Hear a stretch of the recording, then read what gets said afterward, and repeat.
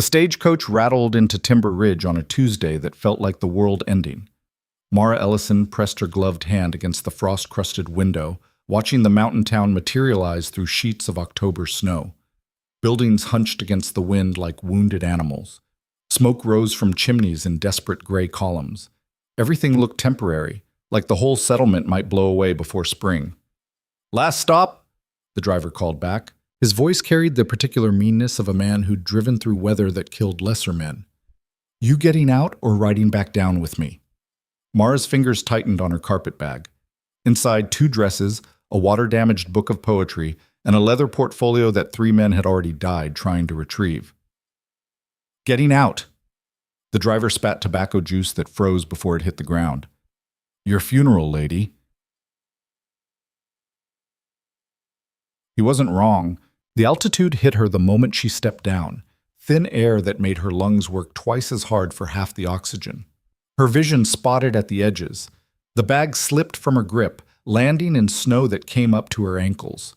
Through the blur, she saw them. A dozen men standing outside the trading post, watching her with the dead-eyed stare of predators evaluating meat. "That her?" one asked. "Has to be. Train manifest said 1 passenger. Christ, Rourke ordered that. Laughter, sharp and cruel. Mara straightened her spine and picked up her bag. The wind cut through her coat like it wasn't there. Her fingers had gone numb in the 30 seconds since she'd arrived. "I'm looking for Caleb Rourke," she said. Her voice came out steadier than she felt. More laughter. "You're looking at him," said a man who hadn't spoken yet. He stood apart from the others, leaning against a post with his arms crossed. Tall, maybe 6'2", with the kind of build that came from years of hard labor rather than intention. Dark hair going gray at the temples. A face that might have been handsome before weather and isolation carved it into something harder. His eyes were the color of creek water, clear, cold, unforgiving. "Mara Ellison," she said, "I know who you are." Caleb Rourke pushed off the post and walked toward her. His boots crunched in the snow. "Question is, do you know who you are?" "I don't understand." "You're supposed to be Sarah Brennan, 26 years old, raised on a farm, experience with livestock and preservation. Letters said you could shoot, ride, and wouldn't complain about hard work." He stopped 3 feet away, looking her up and down. "You ain't her." Mara's heart hammered against her ribs. "Sarah got married last month. The agency sent me instead." "The agency sent me a replacement without asking. Not a question, a statement of fact, delivered with the emotional inflection of someone reading a grain report. I can work. I can learn." One of the other men, balding, with a scar splitting his left eyebrow, stepped forward. "Rourke, you can't seriously be considering this. Look at her. She'll be dead before Christmas." "Probably," Caleb agreed. The casual certainty of it hit Mara like a fist. She'd known this would be difficult. She'd known the mountain would be brutal. But standing here, watching these men assess her like a horse with a broken leg, the reality crystallized into something physical. She was going to die here, unless she fought. "I paid the agency fee," she said. 6 months in advance, contracts legal and binding. Contracts void if you can't fulfill it. Caleb turned away, dismissing her. "Take her back down, Marcus. She can catch tomorrow's train east." "No." The word came out sharper than she intended, louder. It cut through the wind and stopped Caleb mid-step. He turned slowly. "Excuse me?" Mara dropped her bag in the snow. Her hands shook, cold, fear, rage. She didn't know anymore. "I said no. I came here for a reason. I'm not leaving. Lady, you don't get a vote. The contract is worth less than the paper it's printed on up here." Caleb's voice stayed level, but something shifted in his eyes. Irritation, maybe, or curiosity. "You know what kills people on this mountain? Stupidity, pride, thinking they're tougher than they are." He gestured at her dress, her delicate gloves, her completely inadequate coat. "Everything about you screams dead within a week. Then you'll be rid of me in a week." Silence. The wind howled between buildings. Snow stung Mara's cheeks. The scarred man, Marcus, laughed.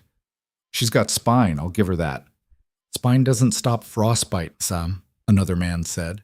Caleb studied her with those creek water eyes. Why?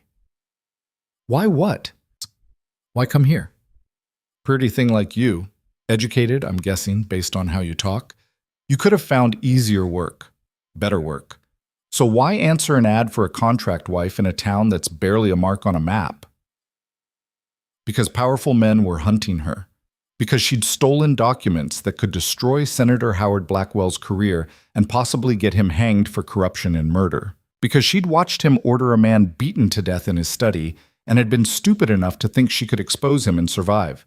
Because the only place left to run was somewhere no one would think to look. I had my reasons, Mara said. Not good enough. They're my reasons. That's all that matters. Another long silence. Caleb's jaw worked like he was chewing over words he wouldn't say. Finally, you understand what you're signing up for? It ain't romance. It ain't comfort. I need someone who can work, survive winter, and not slow me down when I'm running trap lines. You'll cook, clean, preserve food, maintain the cabin. You'll haul water even when it's frozen. You'll chop wood when your hands bleed. You'll do whatever needs doing without complaint. I understand. No, you don't. He took a step closer. You'll be 10 miles up, surrounded by snow and animals that'll eat you if you give them a chance. No neighbors, no help, just you, me, and 6 months of winter that'll test every limit you think you have. Mara met his eyes. And if I prove I can handle it, you won't.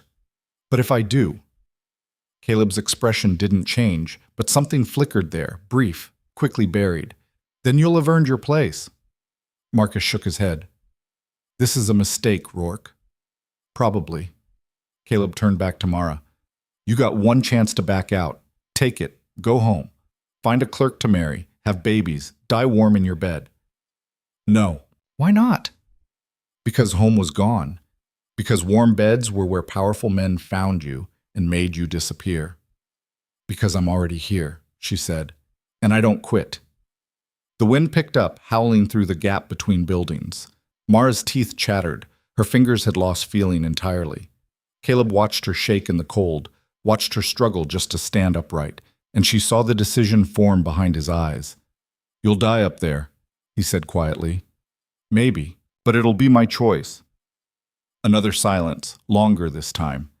Then Caleb bent down, picked up her carpet bag, and threw it into the back of a nearby wagon. We leave at dawn. You're not ready by first light.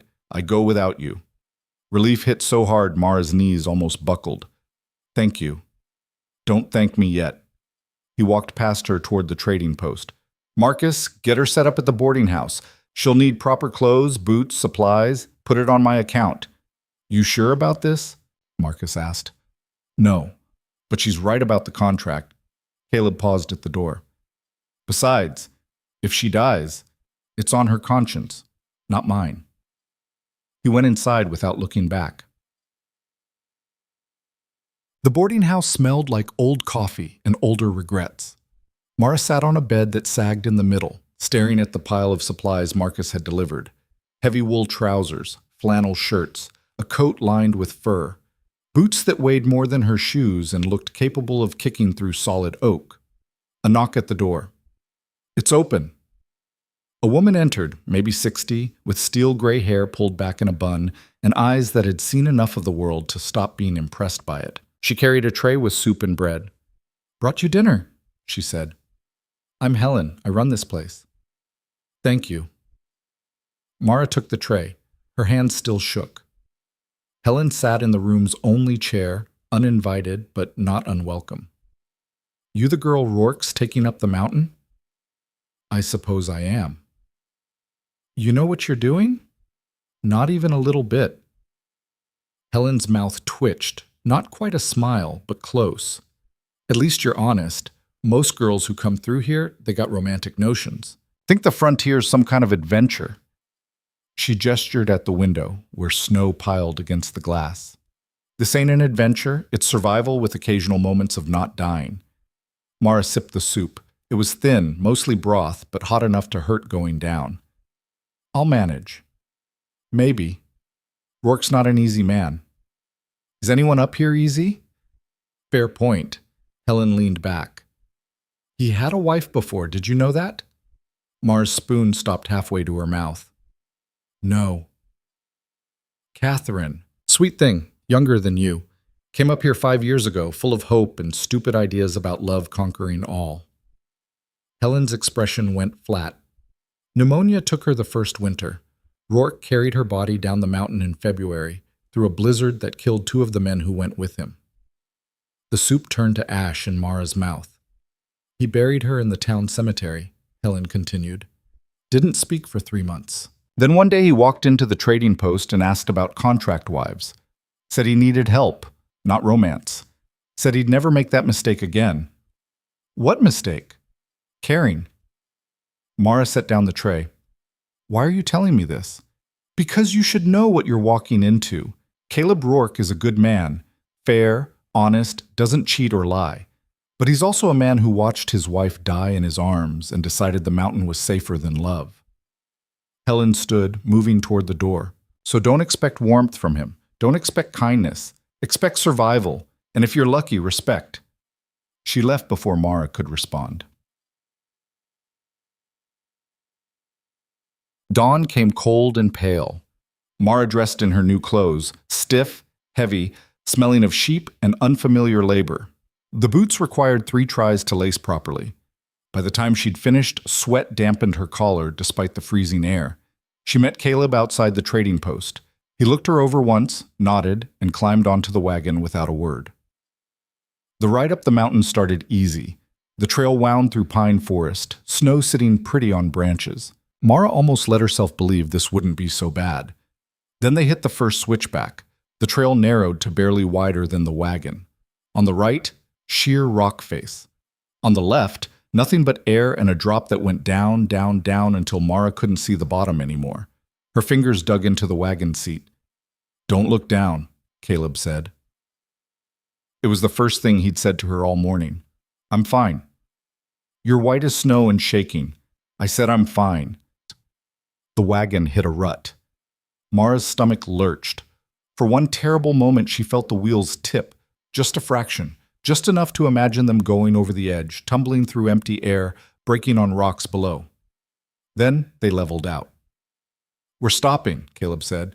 I need to check the horses. He pulled up near a slightly wider section of trail. You can get down or stay up, your choice. Mara climbed down on shaking legs. The altitude was worse here, thinner, colder. Each breath felt like sucking air through wet cloth. Caleb moved around the wagon, checking harnesses and wheels with practiced efficiency. He didn't look at her. How much farther? She asked. 6 more hours, if the weather holds. 6 hours. Mara looked up the trail. It climbed into clouds, disappearing into gray nothing. What if the weather doesn't hold? Then we find shelter and wait it out.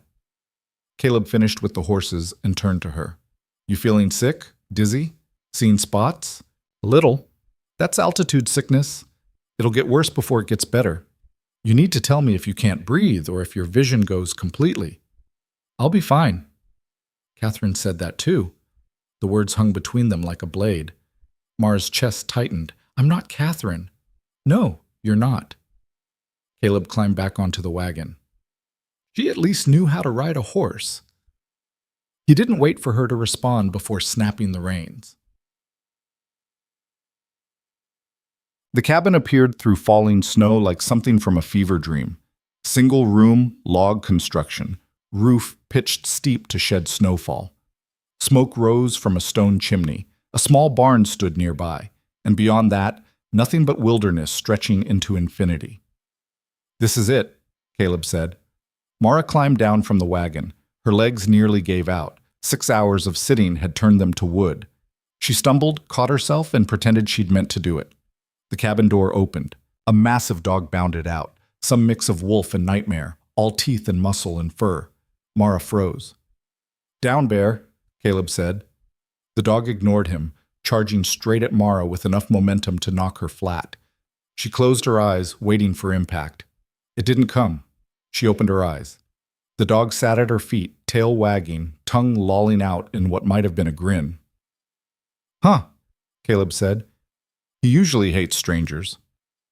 Mara reached out slowly, letting the dog sniff her hand. Maybe I'm not a stranger. You're definitely a stranger. But he sounded uncertain, and when Mara looked up, she caught something like surprise on his face. It vanished quickly. Inside, he said. I'll get the supplies. The cabin's interior was sparse. A bed in one corner, a table with 2 chairs, a stove, shelves holding supplies. Everything had the worn-in look of long use and careful maintenance. 1 room, 1 bed.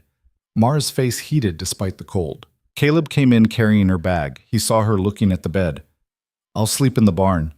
That's not... You don't have to... I do, actually. Contract says you get room and board, not a bedmate. He set her bag down. You'll have the cabin. I'll come in to cook and work, but I sleep elsewhere. That doesn't seem fair. Fair doesn't enter into it. It's the arrangement. He moved to the stove, checking the fire. You'll find everything you need in here. Water barrels outside. You'll need to break the ice to fill the bucket. Outhouse is behind the barn. Don't go wandering after dark. Animals hunt at night, and you won't see them coming. Mara nodded, trying to absorb it all. I run trap lines 3 days a week, Caleb continued. I'll be gone dawn to dusk. You'll be alone here. I understand. Do you? He turned to face her. No neighbors for 10 miles. No help if something goes wrong. No one to talk to but a dog and your own thoughts. Most people can't handle that kind of isolation. I can handle it. We'll see. He walked to the door, then paused. There's a rifle over the mantel. You know how to shoot? No. Then tomorrow, I teach you. Because if something comes at you while I'm gone, pretty words won't stop it. He left, the door closing with a finality that made the cabin feel suddenly smaller. Mara stood in the silence, listening to the wind howl outside. Through the window, she watched Caleb unhitch the horses and lead them to the barn. His movements were efficient, economical, the actions of a man who'd learned to waste nothing, not motion, not heat, not words. She looked around the cabin again. This was it. This was her life now. A single room in a mountain wilderness, with a man who'd made it clear he expected her to fail. Mara pulled the carpet bag closer and opened it. Beneath the dresses and the books sat the leather portfolio. Inside, letters, financial records, witness statements, proof that Senator Howard Blackwell had embezzled federal funds meant for railroad construction. Proof that when his accountant threatened to expose him, Blackwell had the man murdered. Proof that Mara had been there, had seen it happen, and had been smart enough to grab the evidence before running. Also proof that Blackwell wouldn't stop looking for her. Men with that much power didn't accept loss. They erased it. She shoved the portfolio under the mattress, deep where casual searching wouldn't find it. Outside, night was falling fast. The temperature dropped with it. Mara fed the stove, adding logs the way she'd seen Caleb do it. The fire caught, spreading warmth that barely pushed back the cold. She sat at the table, wrapped in her new coat, and allowed herself one moment of weakness. She had no idea what she was doing. She was going to fail. She was going to die here, alone, in a place so remote her body might not be found until spring. The moment passed. Mara stood, squared her shoulders, and went to the water barrel. The ice was 2 inches thick. It took her 20 minutes and 3 different tools to break through. Her hands went numb. The bucket was heavier than it looked. She spilled half of it getting back to the cabin. But she got it done. Small victory. It counted. That night she lay in Caleb Rourke's bed, listening to the wind try to tear the cabin apart, and made herself a promise. She would not break. She would not quit. She would survive this mountain, this winter, this man's low expectations. And when spring came, when Blackwell's men finally tracked her here, she'd be strong enough to face them. Outside, Bear barked once, then silence, vast and complete. Mara closed her eyes and tried to sleep. Smog. She woke to smoke. Not the clean smell of wood smoke. Something acrid, wrong. Mara bolted upright, coughing. The cabin was full of gray haze, the stove. She'd closed the flue wrong. The smoke had nowhere to go except into the room. Mara stumbled to the door, threw it open. Freezing air rushed in, clearing the smoke. She stood there, shaking, while her eyes watered and her lungs burned. Footsteps crunched in snow. Caleb appeared, moving fast. He took in the scene, The open door, the smoke, Mara doubled over coughing, and his expression went flat. What did you do? The stove. I must have... He pushed past her, went straight to the stove, and adjusted something. The smoke began to clear. Flue was closed, he said. Basic mistake. The kind that kills people. I'm sorry. Sorry doesn't help if you're dead from smoke inhalation. He turned to her. Did they teach you anything useful at that agency? I can read. I can write. I can manage household accounts. Can you survive? Mara's jaw clenched. I'm learning. Fast enough? He gestured around the cabin. This isn't a city. You don't get second chances. You make a mistake with the stove. You suffocate. You go outside without proper clothes. You freeze. You forget to secure the food. Animals tear through the walls and you starve. Everything here is trying to kill you, and you don't even know enough to be scared. I am scared. The admission surprised them both. Caleb's expression shifted, something almost like respect flickering across his face. Good. Fear keeps you careful. It's the people who aren't scared that die stupid. He walked back to the door. Get dressed. We're burning daylight. Where are we going? I'm teaching you how not to die. The next 6 hours were brutal. Caleb showed her how to properly bank the stove, how to split wood without taking her fingers off, how to haul water without throwing her back out. He demonstrated once, then made her do it. She failed. Over and over, she failed. The axe bounced off the log. The water slopped over the bucket's edge. The fire went out because she'd packed the wood too tight. Caleb didn't help. He just watched, arms crossed, expression unreadable. Again, he'd say. Just that, nothing more. By midday, Mara's hands were raw and bleeding through the gloves. Her shoulders screamed. Her back felt like someone had driven nails into her spine. Again, I need a break. No breaks on the mountain. I'm not on the mountain. I'm at your cabin, and I need 5 minutes. Caleb studied her. You hurt? Yes. How bad? Bad enough. But not bad enough to stop? Mara met his eyes. No. Another one of those long silences. Then, 5 minutes. Drink water. Wrap your hands. She sank onto a log, her whole body shaking from exertion. Caleb disappeared into the cabin and returned with cloth strips and some kind of salve. Give me your hands. She held them out. He unwrapped the bloody gloves carefully, his movements surprisingly gentle. The salve stung when he applied it, but the cloth wrapping after felt better. You're soft, he said, not looking up from his work. City soft. Hands like these weren't made for labor. Then I'll make them harder. Will you? He tied off the bandage and released her hands. Or will you last another week and then beg me to take you back down? I won't beg. Everyone begs eventually. Not me. He stood, looking down at her. Why? What are you running from that's worse than this? Mara's breath caught. For a moment she considered telling him. Laying it all out. The murder, the documents, the men who wanted her dead. But trust was earned, and she hadn't earned his yet. Nothing, she said. I'm not running from anything. Liar. The word was soft, almost gentle. Everyone who comes up here is running from something, Caleb continued, including me. Difference is, I'm not asking you to spill your secrets, but don't insult me by pretending they don't exist. He walked away before she could respond. The 5 minutes ended. The work continued. By sunset, Mara could barely stand. Her hands were wrapped so thick with bandages she could hardly grip the axe. Her back had moved past pain into a numb ache that went bone deep. But the woodpile had grown, the water barrels were full, and when she lit the stove, properly this time, the smoke went up the chimney like it was supposed to. Caleb watched from the doorway. Better. It was the closest thing to praise she'd gotten all day. Tomorrow, he said, I teach you to shoot. After that, you're on your own. I've got trap lines to run, and you'll have work to do here. I'll be ready. We'll see. He left for the barn. Mara stood alone in the cabin, looking at her bandaged hands, feeling every muscle in her body scream for rest. She'd survived day one, only 6 months to go. The rifle kicked harder than Mara expected. The shot went wide, punching a hole in the snow 10 feet left of the target Caleb had set up, a pine branch stuck in a stump 30 yards out.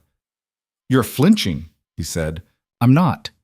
You closed your eyes before you pulled the trigger. That's flinching." Mara lowered the rifle, her shoulder already aching from the recoil. 3 days into her mountain education, and everything hurt in new and creative ways. The bandages on her hands had come off yesterday, revealing skin that was raw but healing. Calluses were starting to form. "Try again," Caleb said.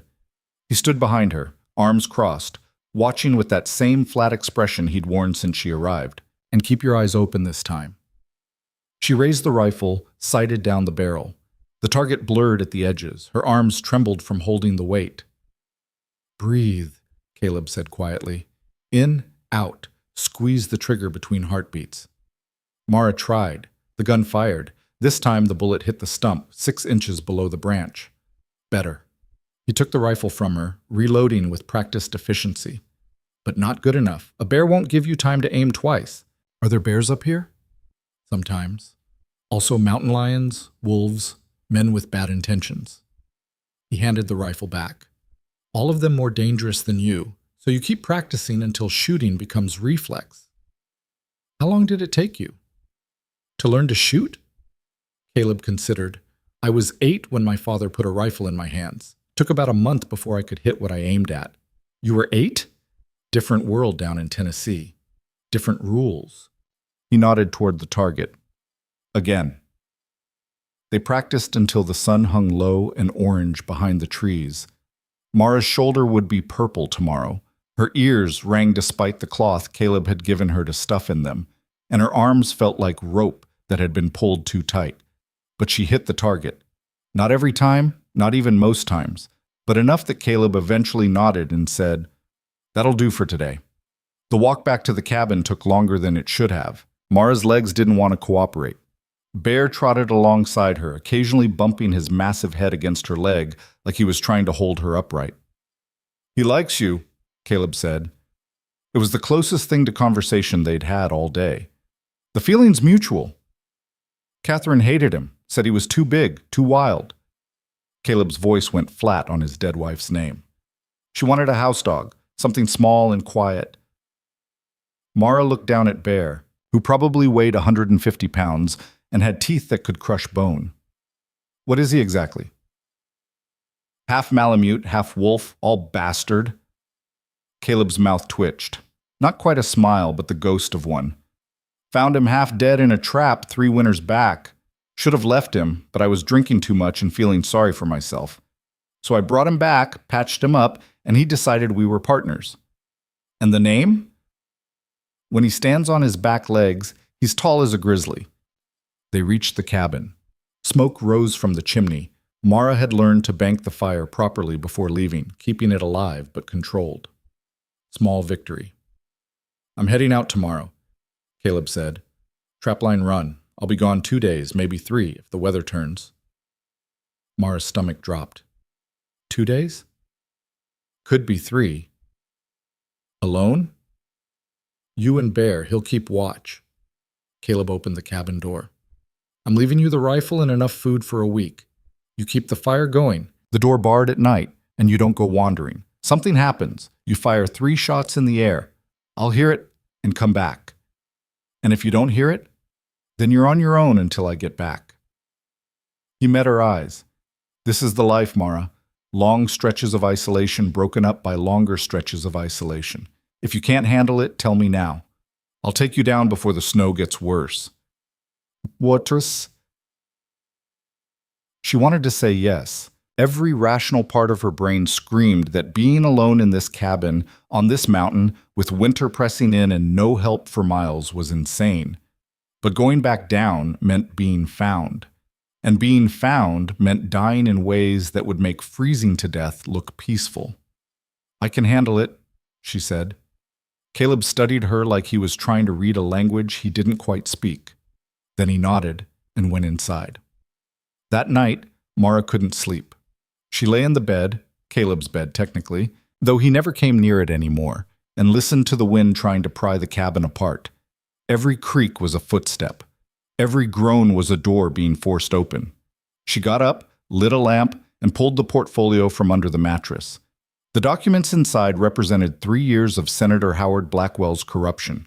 Letters to railroad executives promising federal contracts in exchange for kickbacks. Financial records showing money being diverted from construction funds into private accounts.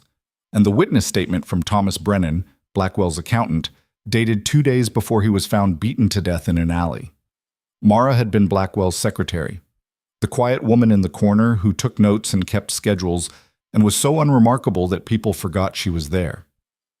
She'd been in his study the night he'd ordered Brennan killed, had watched through a crack in the door as Blackwell's men dragged the accountant away. She should have run then. Instead, she'd waited until Blackwell left, broken into his safe, and taken everything that could destroy him. Smart? No. Necessary? She'd thought so at the time. Now sitting in a freezing cabin at the edge of nowhere, she wondered if she'd just delayed the inevitable. Men like Blackwell didn't stop.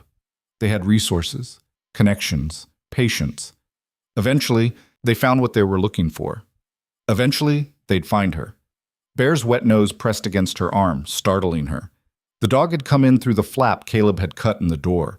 He looked at her with eyes that seemed almost human in their understanding. "You think I'm crazy," she said.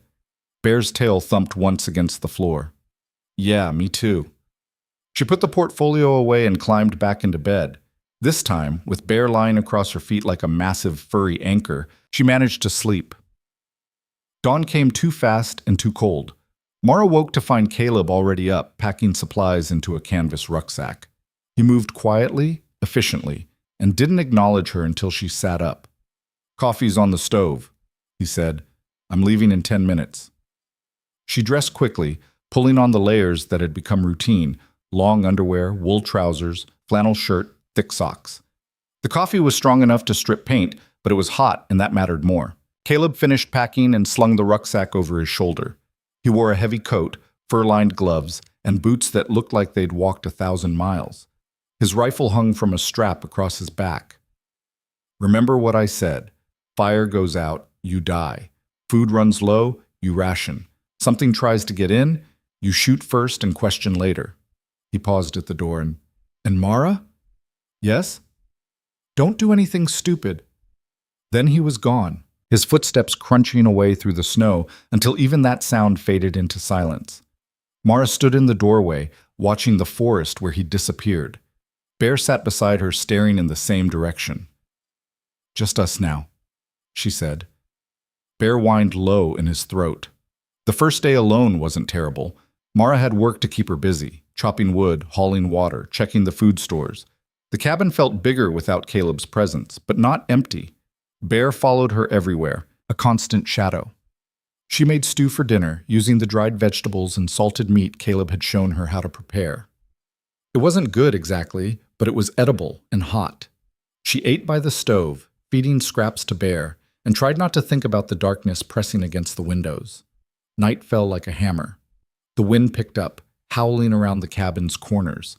Something scratched at the walls, probably branches, but Mara's imagination supplied claws. She checked the door 3 times to make sure it was barred. The rifle sat on the table, loaded, within easy reach. She tried to read her book of poetry, but the words wouldn't stick. Her mind kept wandering to every sound, every shift in the wind's pitch. Bear suddenly stood, ears forward, staring at the door. Mara's hand went to the rifle. "What is it?" A long, low howl drifted through the night. Then another, higher pitched. A third joined in, and suddenly the darkness was full of voices, wild, hungry, calling to each other. Wolves. Bear's hackles rose. A deep growl rumbled in his chest. "It's okay," Mara said, though she wasn't sure who she was trying to convince. "They can't get in. We're safe." The howling continued for an hour. Mara sat at the table, rifle in her lap, while Bear paced between her and the door. When the wolves finally moved on, the silence they left behind felt worse than the noise. She didn't sleep that night. The second day was harder. Exhaustion made everything difficult. She nearly dropped the water bucket, spilling half before she caught it. The fire almost went out because she forgot to add logs. Her hands shook when she tried to chop wood.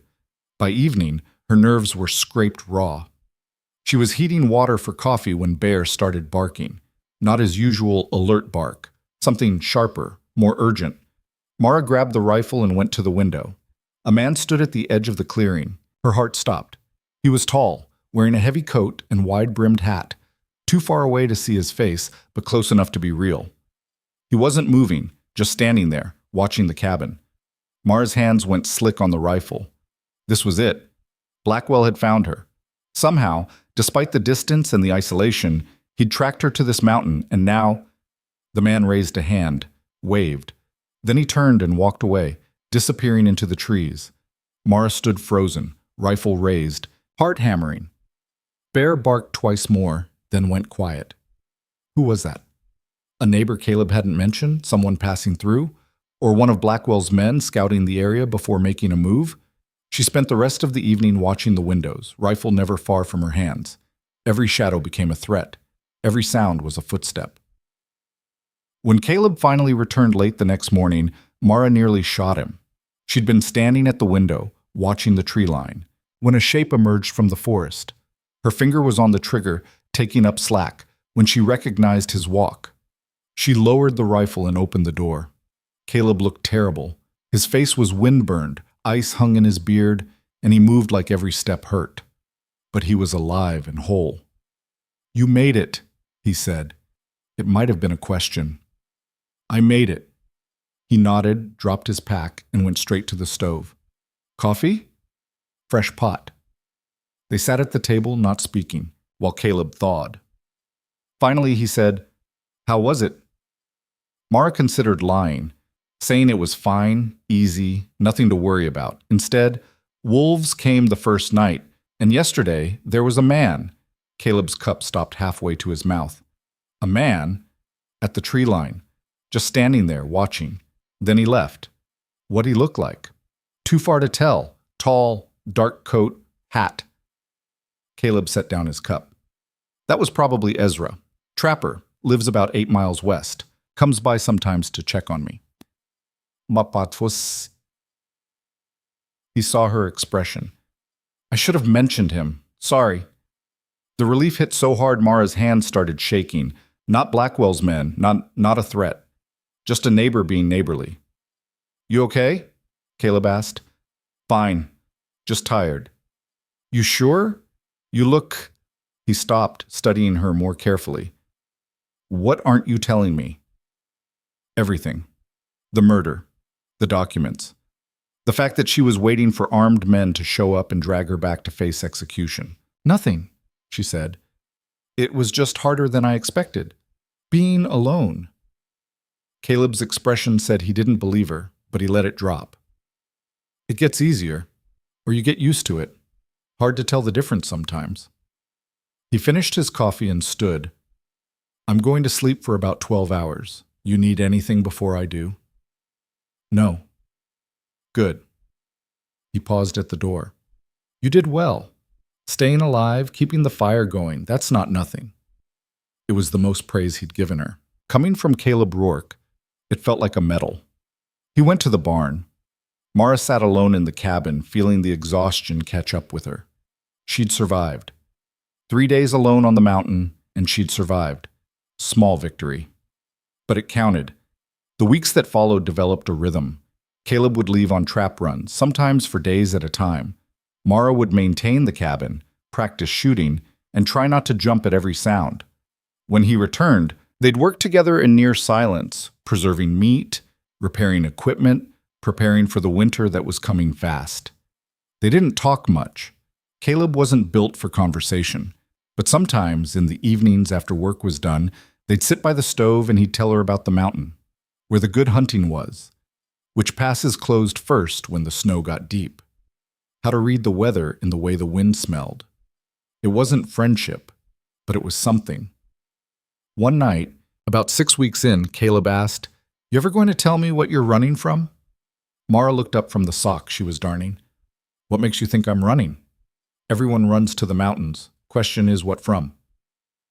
Maybe I just wanted a change. People who want change go to California. People who need to disappear come here.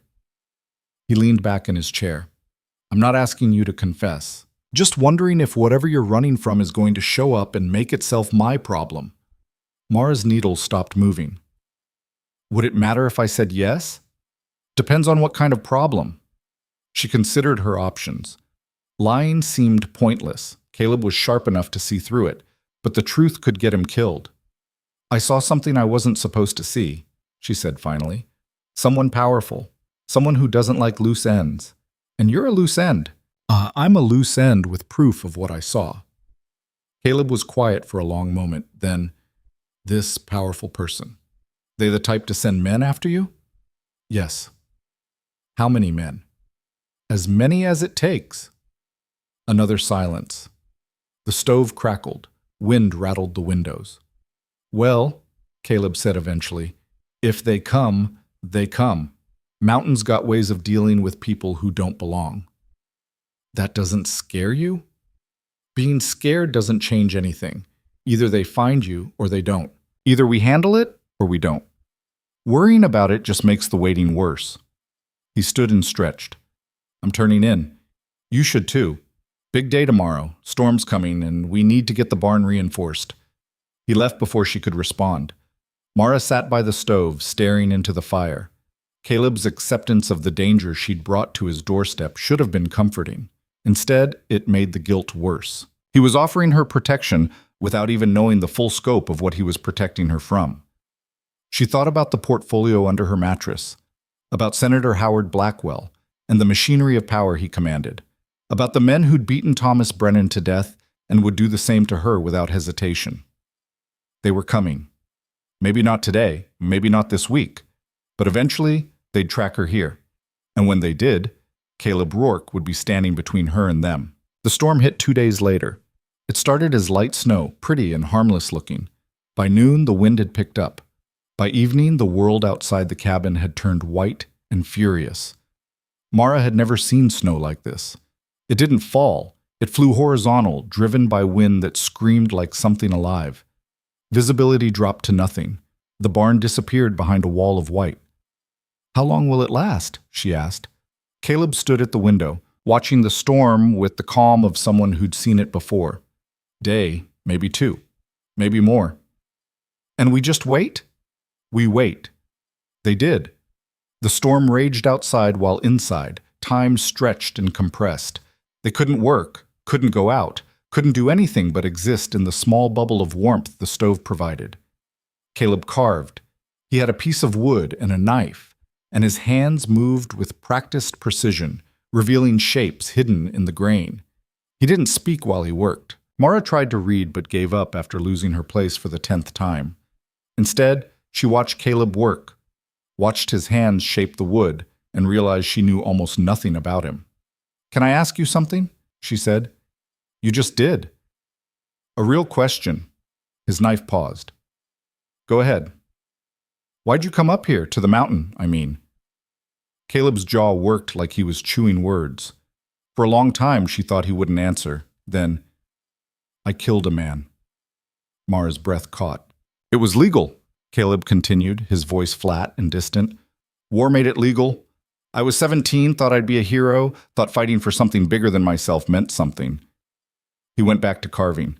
Turned out killing's still killing, even when someone tells you it's right. Which war? The one that tore the country apart.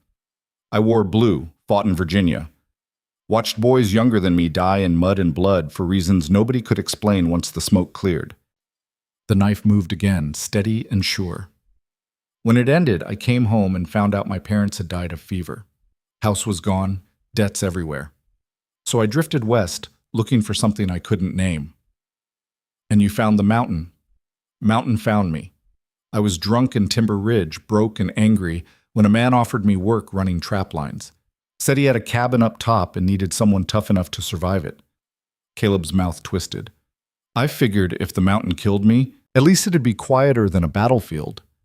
But it didn't kill you. No, it gave me something instead. Peace, maybe. Or at least silence. He held up the carving, a bird, wings spread, caught mid-flight. Catherine came 5 years later. I'd put an ad in a Denver paper, looking for a wife the same way you'd look for a workhorse. Practical. Necessary. Did you love her? The question came out before Mara could stop it. Caleb's hands went still. I tried to. She deserved it. Sweet woman, kind, wanted to make this place into something it wasn't. He set down the carving. But the mountain doesn't care what you want. It only cares what you can survive, and Catherine couldn't survive it. That wasn't your fault. Wasn't it? I brought her here. I knew what winter was like, and I brought her anyway, because I was lonely and stupid enough to think company was worth the risk. His voice went hard. She got sick in January. Pneumonia. I tried everything. Kept her warm. Made her drink willow bark tea. Even rode down for the doctor. But the doctor couldn't make it through the snow, and I couldn't keep her alive. Silence filled the cabin. She died in that bed, Caleb said quietly, holding my hand, telling me it wasn't my fault, asking me not to be alone. He looked at Mara. So I swore I wouldn't make that mistake again. Next time I brought someone up here, it'd be business. No feelings, no expectations, just survival. Is that what I am? Business? That was the plan. And now? Caleb stood and walked to the window. Snow pressed against the glass like it was trying to get in. Now I don't know, he said. The storm lasted 3 days. By the time it cleared, snow had buried the cabin up to the windows. They had to dig their way out, carving a tunnel through drifts taller than Mara. The work was backbreaking, endless. But when they finally emerged into clear air and killing cold, the world had transformed. Everything was white and clean and so bright it hurt to look at. The sun on the snow was like staring into broken glass. Beautiful, isn't it? Caleb said. Mara had to admit it was. They spent the next week digging out, the barn, the shed, the paths between buildings. Mara's muscles, which had started to harden from weeks of work, protested every shovel load. But she kept going, matching Caleb stroke for stroke. One afternoon, while they were clearing the path to the outhouse, Caleb stopped and looked at her. What? She asked. You've changed. How? He gestured at her with the shovel. When you got here, you could barely lift a water bucket. Now you're throwing snow like you've been doing it your whole life. Mara looked down at her hands. The calluses had thickened. Her arms had muscle definition she'd never had before. I guess the mountain's making me tougher. Not the mountain. You're making yourself tougher. He went back to digging. There's a difference. That night, Mara looked at herself in the small mirror Caleb kept for shaving. The woman staring back was lean, windburned, harder than the secretary who'd fled Washington. Her eyes had a different look now, sharper, more alert. She barely recognized herself. Maybe that was good.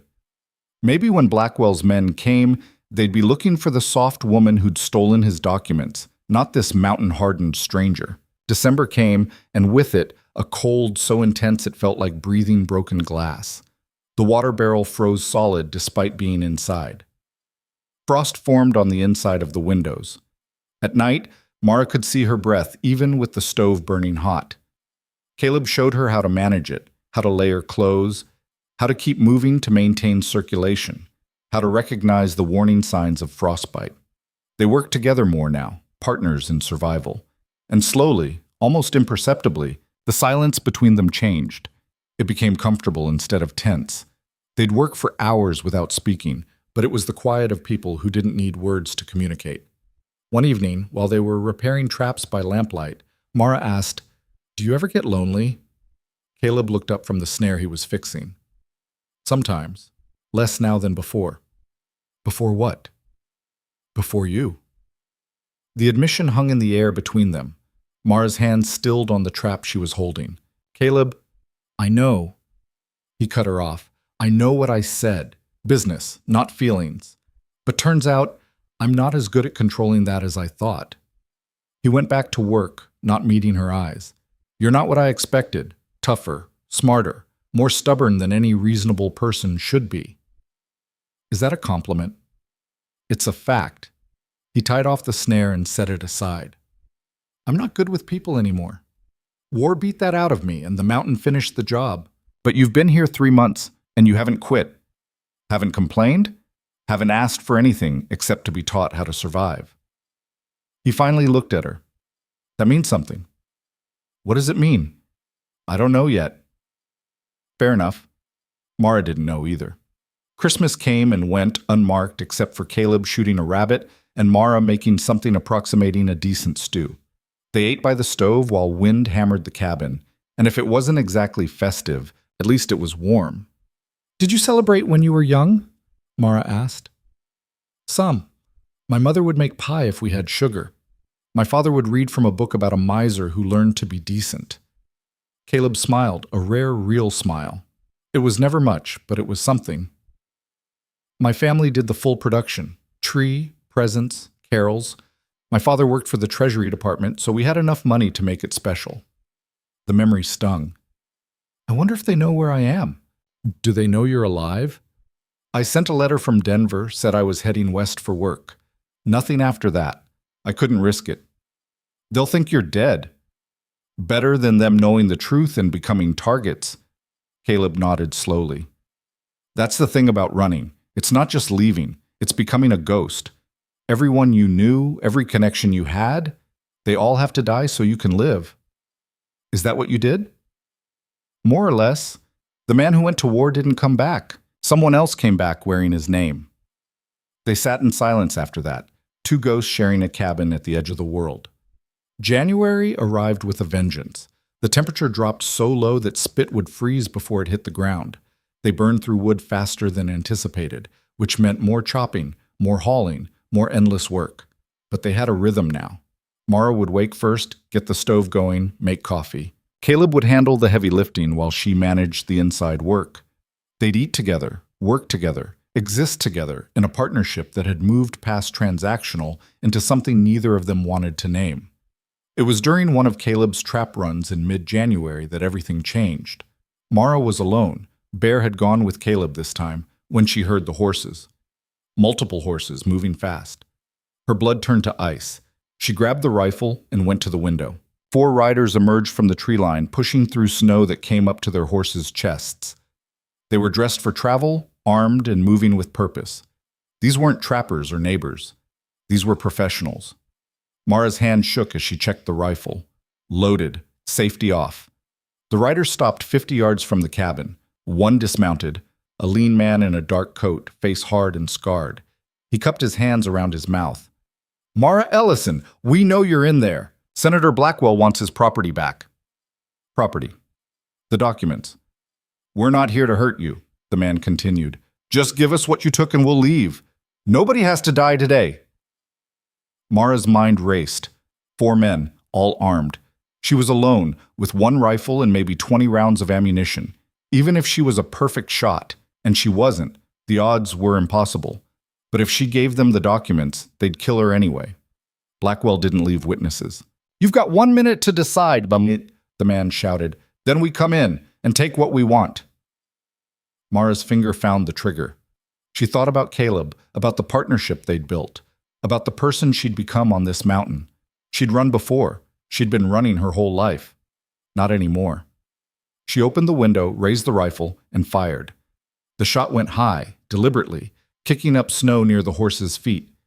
The animals spooked, rearing back, and the 3 mounted men fought to control them. The scarred man dove for cover behind a tree. Wrong choice, lady. Mara worked the bolt, chambering another round. Her hands were steadier than they had any right to be. 3 months of practice, of Caleb's patient instruction, of forcing herself to breathe between heartbeats, it all came down to this. The next one won't miss, she shouted back. Gunfire erupted from behind the tree.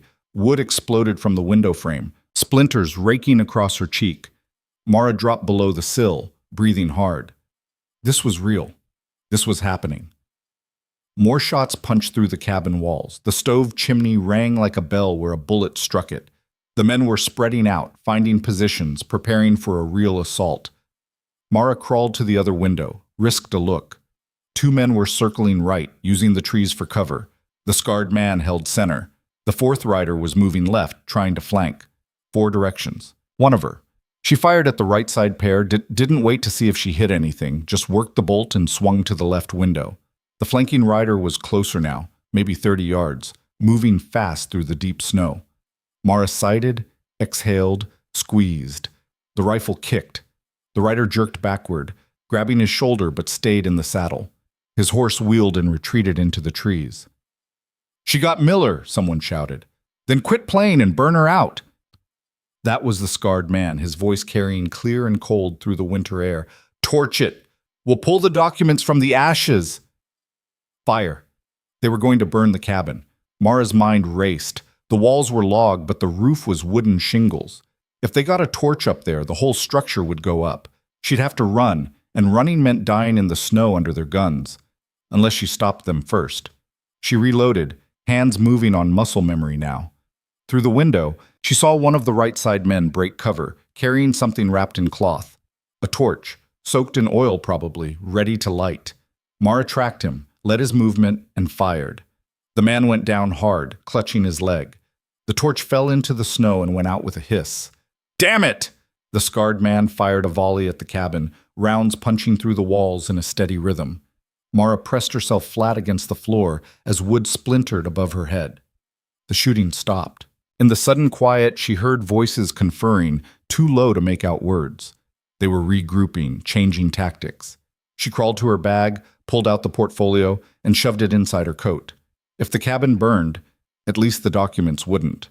They were her only leverage, the only thing keeping Blackwell's men from just killing her outright. A new sound reached her, crackling, burning. Mara scrambled to the window. The barn was on fire. Flames licked up the walls, thick black smoke pouring into the sky. They'd circled around while she was focused on the torch carrier and set the barn ablaze. Caleb's supplies were in there. Hay for the horses, tools, everything needed to survive the rest of winter. Rage cut through the fear. These men were destroying everything, killing the life she'd built here. And for what? Documents that proved their employer was a murderer and a thief? Mara loaded the rifle and fired at the shadows moving near the burning barn. Fired again. And again. Not aiming carefully anymore, just putting rounds down range, making them keep their heads down. The rifle clicked empty. She fumbled for more ammunition, her hand suddenly clumsy. The box was nearly empty, maybe 6 rounds left, against 4 men who'd brought enough bullets to fight a war. Movement at the tree line. The scarred man was sprinting toward the cabin, using the smoke from the barn as cover. He had a pistol in each hand and murder in his eyes. Mara loaded 3 rounds, all she had time for, and brought the rifle up. 20 yards. 15. She fired. The bullet took him in the chest, high right side. He stumbled but didn't fall, just staggered, raised his pistols, and kept coming. 10 yards. Mara fired again. This time he went down, hitting the snow hard, his pistols flying from his hands. Silence, except for the roar of the burning barn. Then from the trees, "Retreat! Fall back!" The remaining men were running, dragging their wounded with them. Mara heard horses crashing through the forest, the sounds fading fast. They were leaving. She stayed at the window, rifle ready, waiting for the trap. This was how they'd get her. Pretend to retreat, wait for her to show herself, then finish it. But the minutes stretched and nothing happened. The only sound was the barn collapsing in on itself, timbers cracking like gunshots as they fell. Mara's legs gave out. She sat hard on the floor, the rifle across her lap, and started shaking. Not from cold, from the aftermath of violence, from the reality of what she'd just done. She'd shot 3 men, maybe killed 1. Her hands were spotted with blood from where splinters had cut her face. Her ears rang from the gunfire. The cabin smelled like smoke and fear. She'd survived, but at what cost? The cabin was riddled with bullet holes. The barn was gone.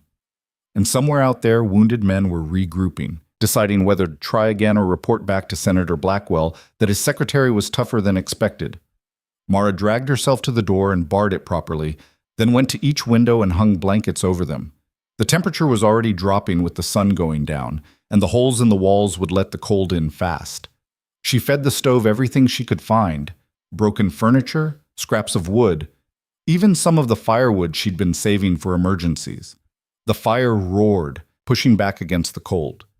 Then she sat and waited for Caleb to come home. He arrived 2 hours after dark. Mara heard him before she saw him. The crunch of his boots in snow, Bear's excited barking, his voice calling out, "Mara, what the hell happened here?" She unbarred the door. Caleb stood in the doorway, taking in the destroyed barn, the bullet holes, the blood in the snow. His face went hard. "Are you hurt?" "I'm fine."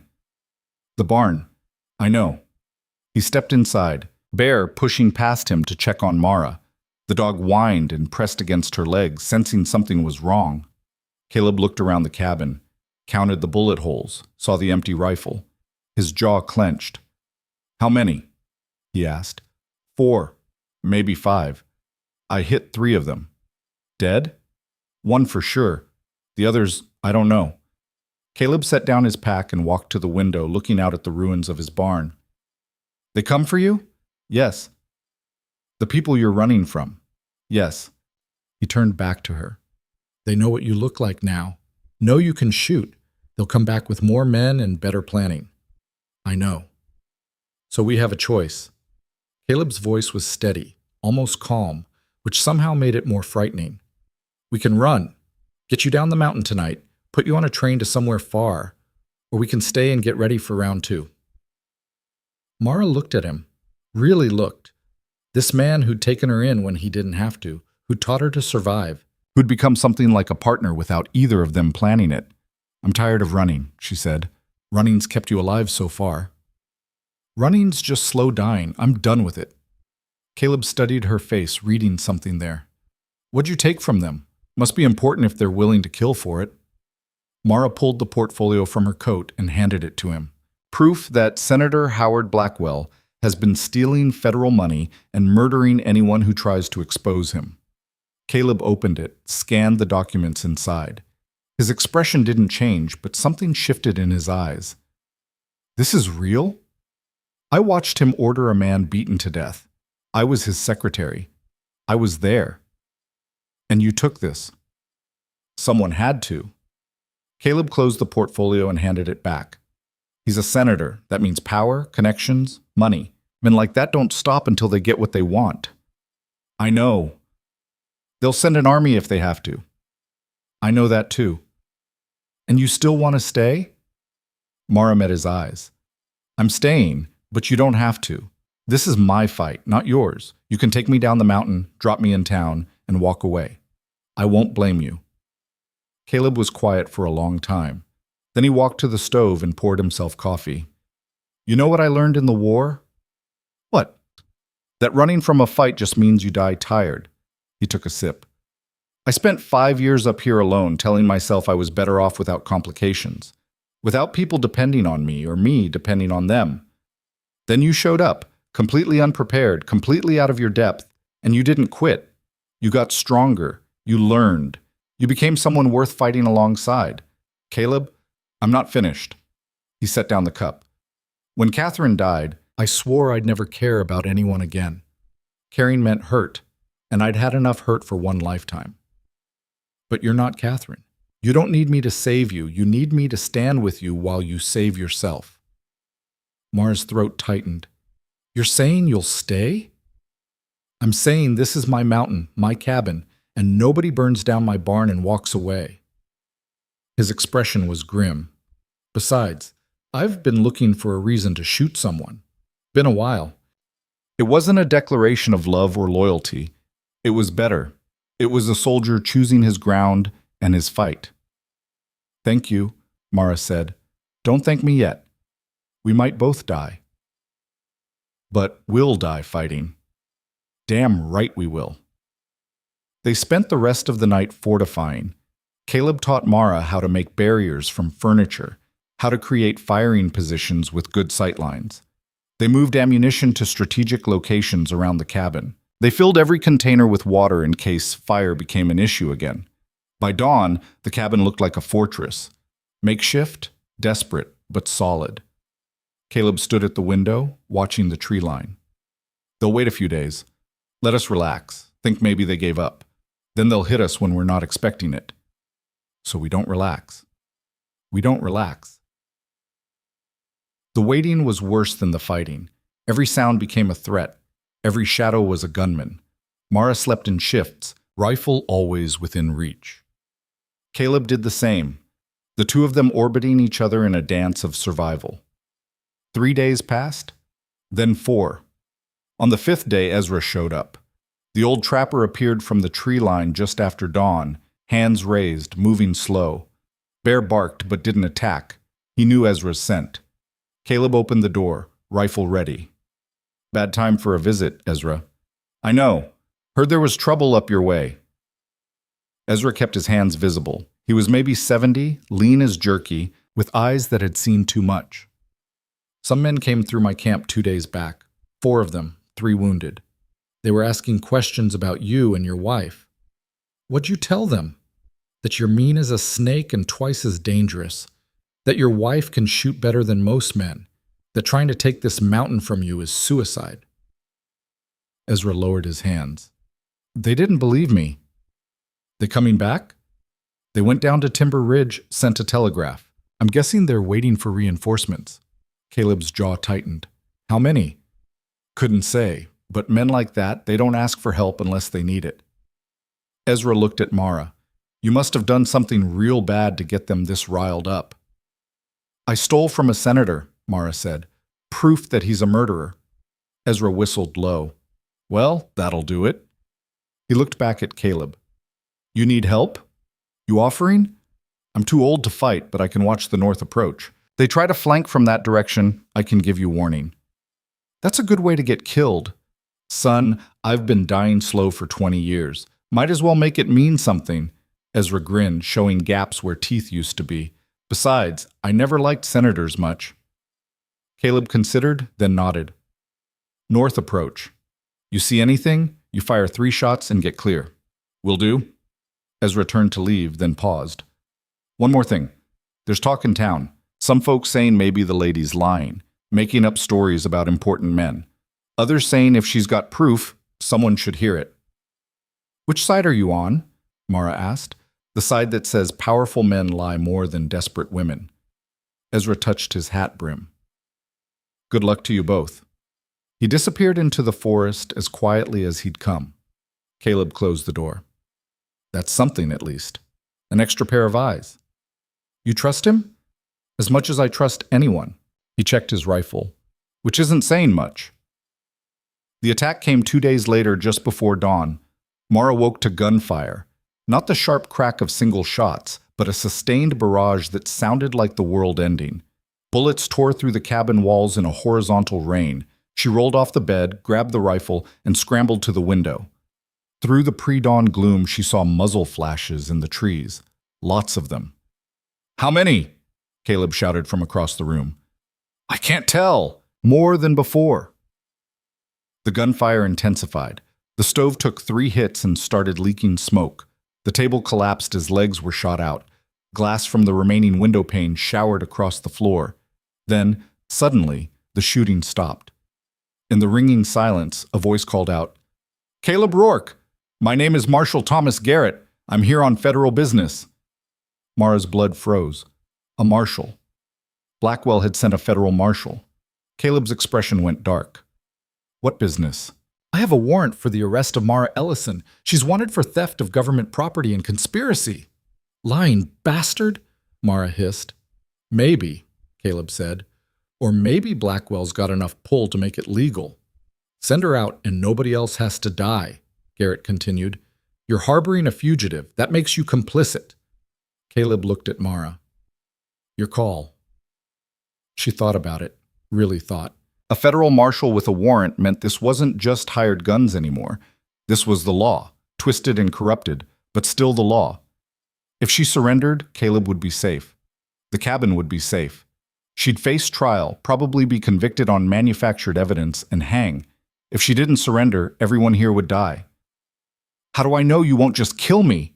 she shouted back. "You have my word as a law officer.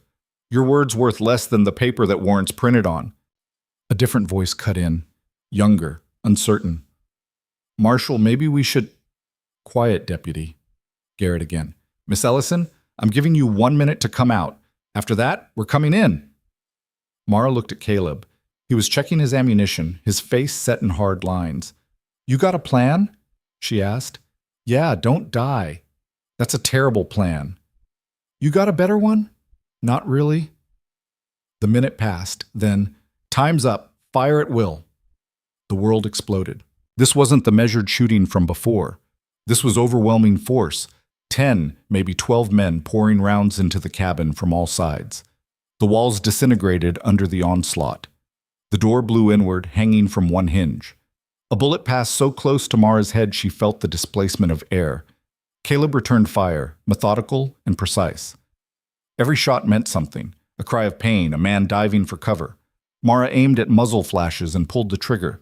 The rifle kicked. She worked the bolt, fired again. No time to think, just load and shoot and survive. Someone screamed. Someone else shouted orders. The gunfire never stopped. Then Mara heard it.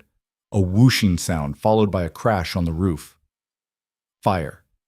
They were using fire arrows. Smoke began seeping through the ceiling. Flames flickered in the corner where thatch was exposed. "We need to move, Caleb shouted. "Where?" "The root cellar. It's our only chance." He grabbed her arm and pulled her toward the floor, where a trap door led to a small underground storage space. It was cramped, cold, and would be a tomb if the cabin collapsed on top of it, but it was better than burning alive. Caleb threw open the trap door. "Get in!" "What about you?" "I'll cover you. Go!" Mara hesitated, looking at this man who'd chosen to fight beside her, who was probably going to die in the next few minutes. "Caleb, no time for speeches. Move!" She climbed down into darkness. The cellar was maybe 6 feet on a side, walls of packed earth, ceiling of rough boards. It smelled like potatoes and dirt. Caleb's boots appeared on the ladder. He was coming down backward, rifle still firing through the opening. A bullet sparked off the floor near his feet. He dropped the last few feet, landing hard. Above them, the cabin groaned as fire consumed it. "They'll think we're dead," he said, breathing hard. "Or they'll smoke us out. Either way, we're trapped." Mara's mind raced. Trapped underground while the cabin burned above them. When the floor collapsed, they'd be buried alive or roasted. "There has to be another way out," she said. "There isn't. Then we make one."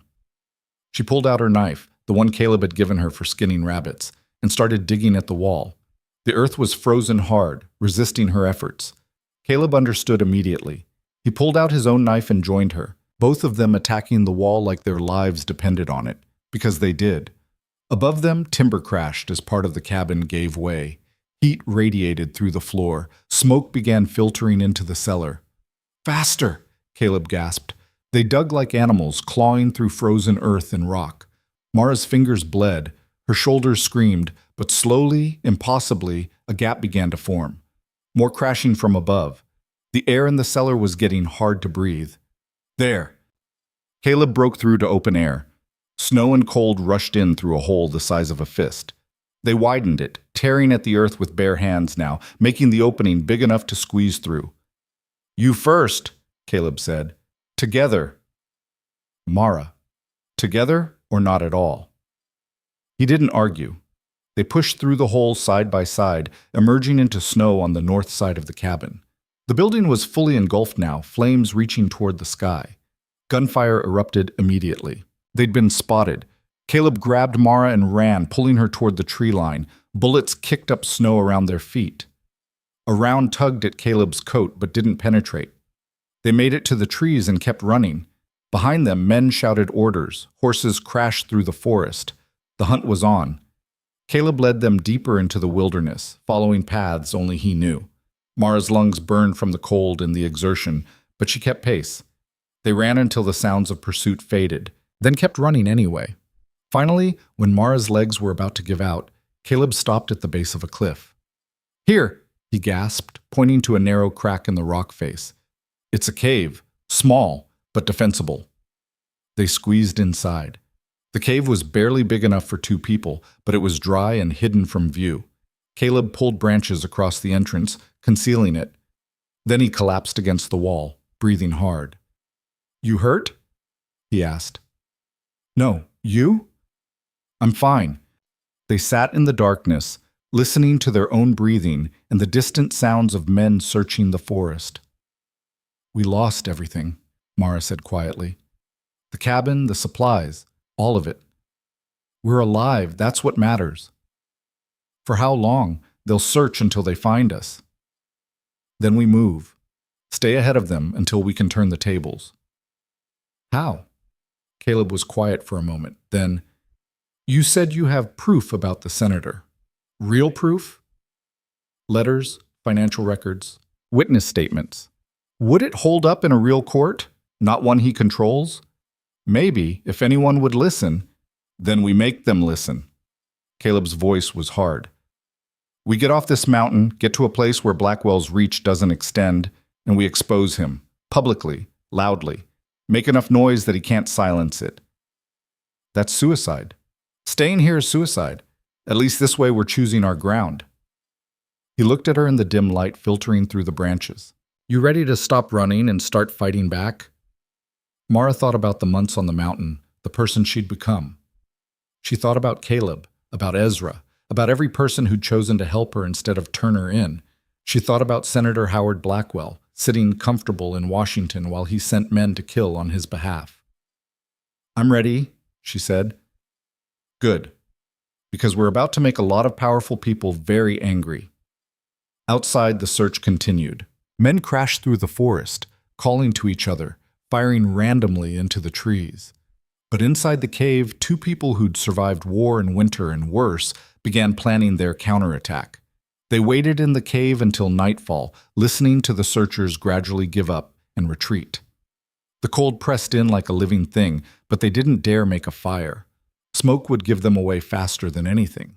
Caleb had his arm around Mara, sharing what little body heat they had. It was practical, necessary for survival, but somewhere in the hours of darkness it became something more. Neither of them spoke about it. They'll be watching the trails down, Caleb said quietly. Every pass, every road into Timber Ridge. So we don't use the trails. You know what that means? Cross country in winter, no supplies, no shelter.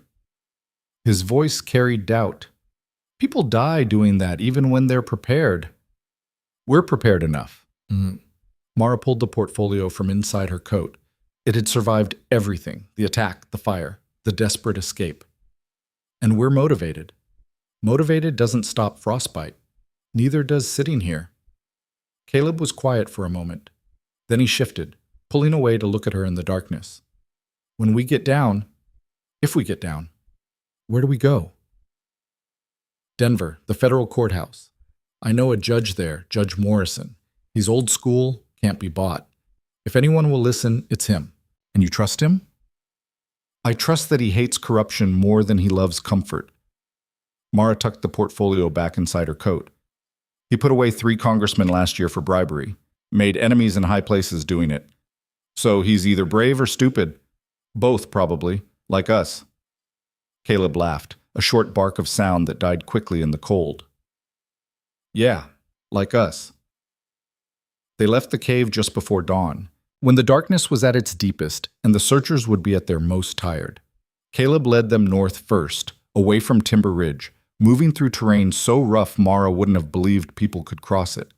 They climbed over fallen logs slick with ice, waded through snowdrifts that came up to their waists, and scrambled across boulder fields where one wrong step meant a broken ankle or worse. Mara's hands were numb within an hour. Her feet felt like blocks of wood. But she kept moving. Around mid-morning, they heard gunfire in the distance. 3 shots, evenly spaced. Ezra, Caleb said. He's drawing them north. They'll kill him. Maybe. Or maybe that old bastard's smarter than he looks. Caleb changed direction, angling east now. Either way, he's buying us time. We use it. They pushed harder, making distance while the searchers were distracted. By noon, they'd covered maybe 5 miles, a pathetic distance normally, but an achievement in these conditions. Caleb called a halt in a grove of pines where the branches were thick enough to provide some shelter. They had no food, no water, except what they could melt from snow. We need to keep moving, Mara said, even though every part of her wanted to collapse. We need to not die from exhaustion. Caleb was packing snow into his mouth, letting it melt.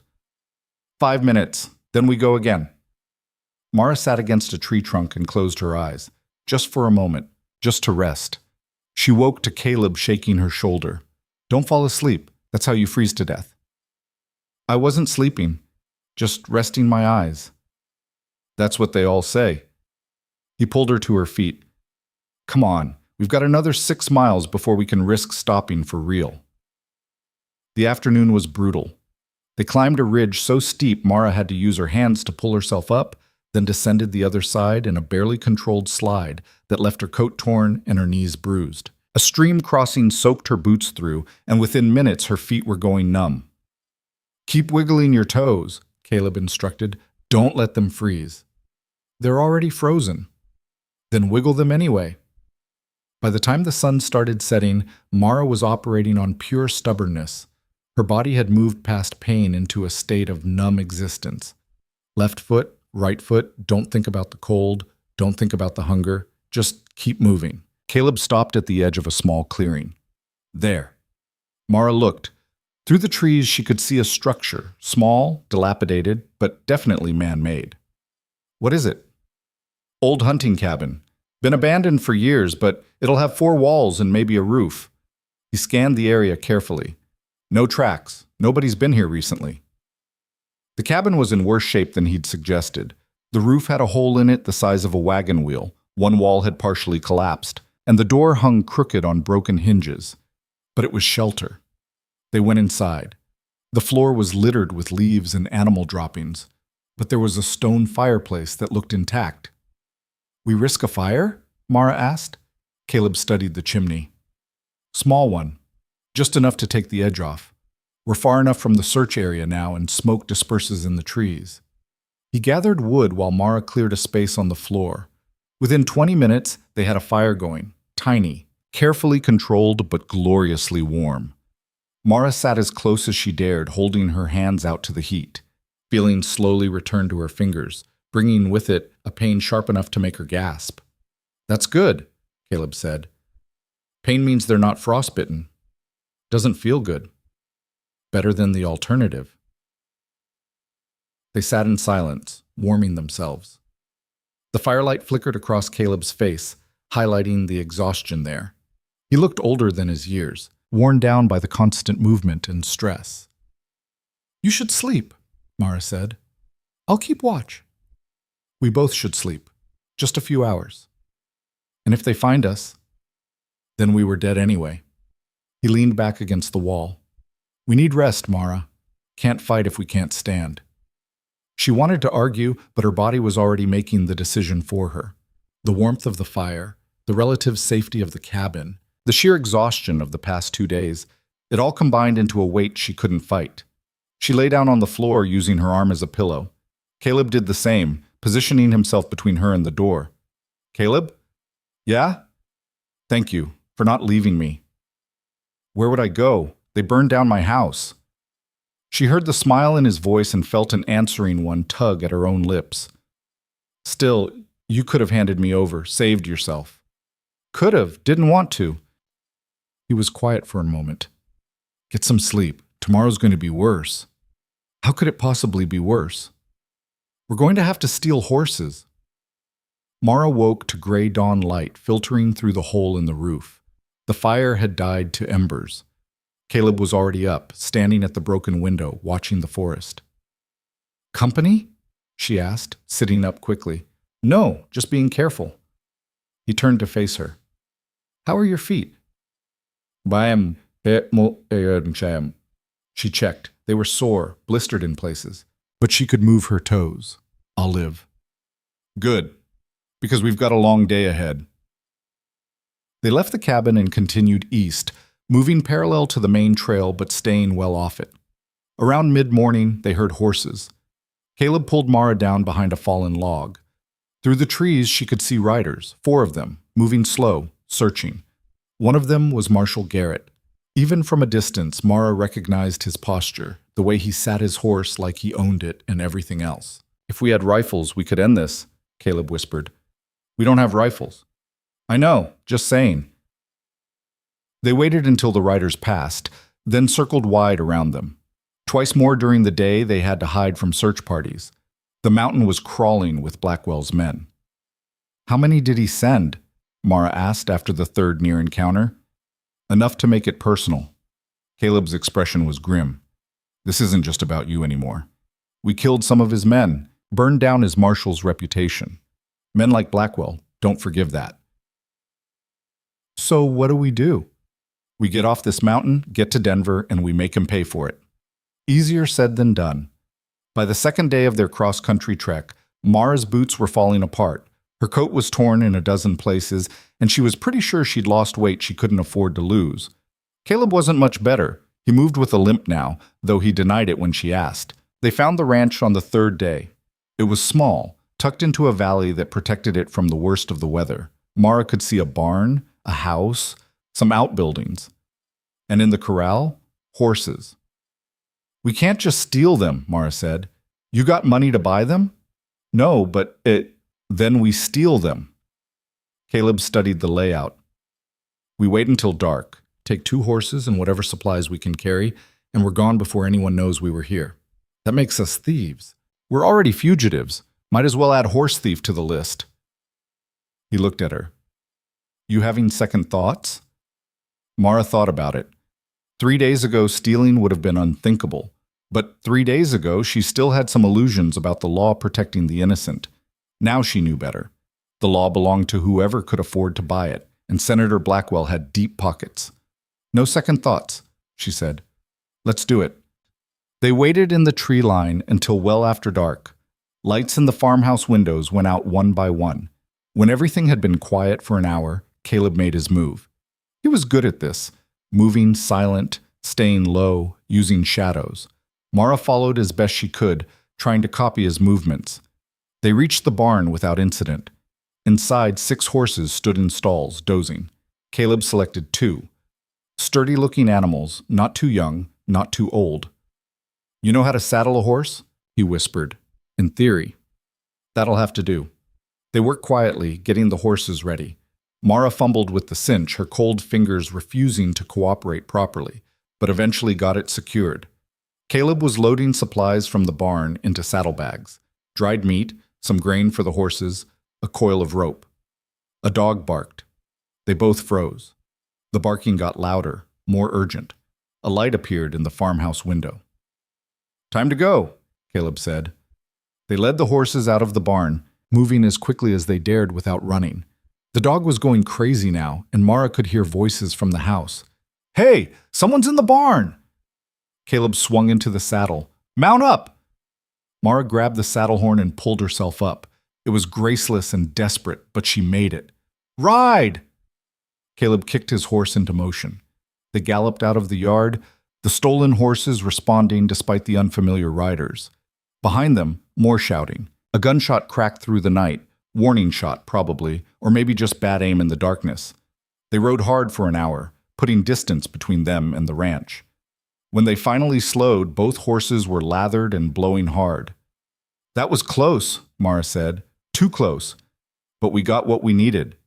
Caleb patted his horse's neck. "Now we can make real distance." With horses, the journey changed. They covered in hours what would have taken days on foot. They angled southeast, aiming for the stage road that would take them to Denver. But the horses brought new problems. They needed food, water, rest, and they were visible in a way 2 people on foot weren't. On the 4th day after leaving the mountain, they spotted a stage station ahead. "We need supplies," Mara said. "And information. Find out if there's law between here and Denver." "Law's the last thing we need. We need to know where it is so we can avoid it." Caleb considered. "All right, but we play this careful. You stay with the horses, I'll go in. They'll remember a man alone, asking questions. Better we both go. We're a married couple traveling to Denver. Nothing suspicious." "You think they'll believe that? We look like we've been dragged behind the horses, not riding them." "Then we sell it better." Mara straightened in her saddle, trying to look less like a fugitive. "We're ranchers, hit by hard times, heading to the city to find work. It's close enough to the truth that we can make it convincing." Caleb studied her, then nodded slowly. "All right, but if things go sideways, we ride. No hesitation." The stage station was busier than Mara expected. A coach was stopped there, changing horses. Passengers milled around, stretching their legs. The station master was directing his workers with the practiced efficiency of someone who'd done this 1,000 times. Caleb and Mara tied their horses and went inside. The building was warm, smelled like coffee and horses, and had a small general store area where travelers could buy supplies. Mara approached the counter while Caleb hung back, watching the room. "Help you, miss?" The station master was maybe 50, weathered and tired looking. "We need supplies for the road to Denver, and information, if you have it." "Always got information. Question is whether you can afford it." His eyes flicked over her worn clothes. "You got coin?" Mara pulled out what little money she had left. A few dollars, scraped together from Caleb's savings. "This enough?" "For basic supplies, maybe. Information's free if you buy something." He started gathering items: hardtack, jerky, a canteen. "Denver, you said?" "That's right. You'll want to avoid the main roads. There's law all over looking for someone." He lowered his voice. "Word is there's a fugitive. Woman who stole from a senator. They say she killed a federal marshal." Mara's heart stopped. "Did she?" "Don't know. Don't care. But I know when the law's looking this hard, they don't care much about guilt or innocence. They just want someone to hang." He wrapped the supplies. "If I were you, and I'm not saying you are this person, understand, but if I were you, I'd swing wide. Take the northern route through Sterling, then come down into Denver from the east. Longer, but quieter." "Thank you," Mara said quietly. "Thank me by buying these supplies and getting gone before you bring trouble to my station." She paid and they left quickly.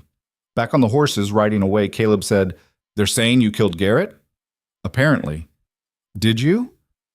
"I don't know. Maybe. Does it matter?" "Not to me. But it'll matter to whoever's hunting us. Killing a federal marshal, that's not something they let slide." They rode in silence for a while. Finally, Mara said, "We should split up." "No." "Caleb, if they catch us together, then they catch us together. I'm not leaving you. This isn't your fight. It became my fight when they burned my cabin. It became my fight when I chose to stand with you instead of against you." He looked at her, and something in his expression made her chest tight. "I spent 5 years alone on that mountain, Mara. I'm not going back to that. Not when I finally found someone worth fighting for." Mara didn't know what to say to that, so she just rode closer until their horses were nearly touching, and they continued that way for miles. They took the northern route, as the station master suggested. It added days to their journey, but the roads were emptier, the town smaller and less likely to have telegraphs or lawmen. In Sterling, they risked staying at a boarding house. It was run by a widow who asked no questions and charged by the hour. They got a room, small and spare, with one bed and a wash basin. "I can sleep on the floor," Caleb said. "We've been sharing body heat for days to survive. I think we can share a bed." Mara sat on the mattress, testing it. "Besides, it's too cold for honor." Caleb smiled, that rare, real smile. "When'd you get so practical?" "About 3 months ago, when a mountain trapper told me soft city girls don't survive winter. You proved me wrong about that. I had a good teacher." They lay down together, fully clothed, exhausted beyond any thoughts of impropriety. Mara's head found Caleb's shoulder naturally, and his arm came around her just as naturally. "Tomorrow, we make the final push to Denver," he said. "Tomorrow, this ends. One way or another." "You scared?" "Terrified. You?" "Same." His arm tightened around her. "But I've been scared before. It doesn't stop anything." Mara closed her eyes. "Caleb, if this doesn't work, if they kill us or lock us up, or whatever's coming, I want you to know something." "What's that?" "Coming to that mountain was the best decision I ever made. Not because of the running or the hiding, because I met you." Caleb was quiet for so long she thought maybe he'd fallen asleep. Then, "I spent 5 years convinced I was better off alone. You showed me I was wrong. Whatever happens tomorrow, that matters." It wasn't a declaration of love. Neither of them had the energy or the romanticism for that. But it was truth, raw and honest, and somehow that mattered more. They left Sterling before dawn and rode hard for Denver. The city appeared on the horizon around noon, sprawling, dirty, alive with industry and people. Mara had been gone for almost 4 months. It felt like a lifetime. They stabled the horses at a livery on the edge of town, paying with the last of their money. Then they walked toward the federal courthouse, two ragged, exhausted people carrying proof that could topple a senator. The courthouse was an imposing building, all stone and authority. Guards stood at the entrance, checking everyone who went in. "We just walk up and ask to see Judge Morrison?" Caleb asked. "That's the plan. That's a terrible plan. You got a better one?" "Not really." They approached the entrance. One of the guards, young, eager-looking, stepped forward. "State your business." "We need to see Judge Morrison," Mara said. "It's urgent. The judge doesn't see people without an appointment. This can't wait. It concerns Senator Howard Blackwell." The guard's expression changed, became more interested and more suspicious at the same time. "What about the senator?" Mara pulled the portfolio from inside her coat. "I have evidence of federal crimes. Judge Morrison needs to see it." "I'll need to examine that." "No." Caleb's voice was flat, dangerous. "You can take us to the judge, or you can explain to him later why you turned away evidence in a federal case. Your choice." The guards exchanged glances. Then the young one said, "Wait here." He disappeared inside. They waited, aware of every person passing by, every face that might recognize Mara or Caleb from wanted posters. The guard returned. "The judge will see you, but you'll have to surrender any weapons first." Caleb hesitated, then handed over the knife he'd been carrying. It was the only weapon they had left. They were escorted inside, through hallways that echoed with footsteps and official voices. Finally, they were shown into a chamber where an older man sat behind a massive desk. Judge Morrison looked like what Mara remembered. Maybe 70, white-haired, with eyes that missed nothing. He was reading a document when they entered and didn't look up. "You have 2 minutes to convince me not to have you arrested," he said. Mara stepped forward. "Your Honor, my name is Mara Ellison. I was Senator Blackwell's secretary.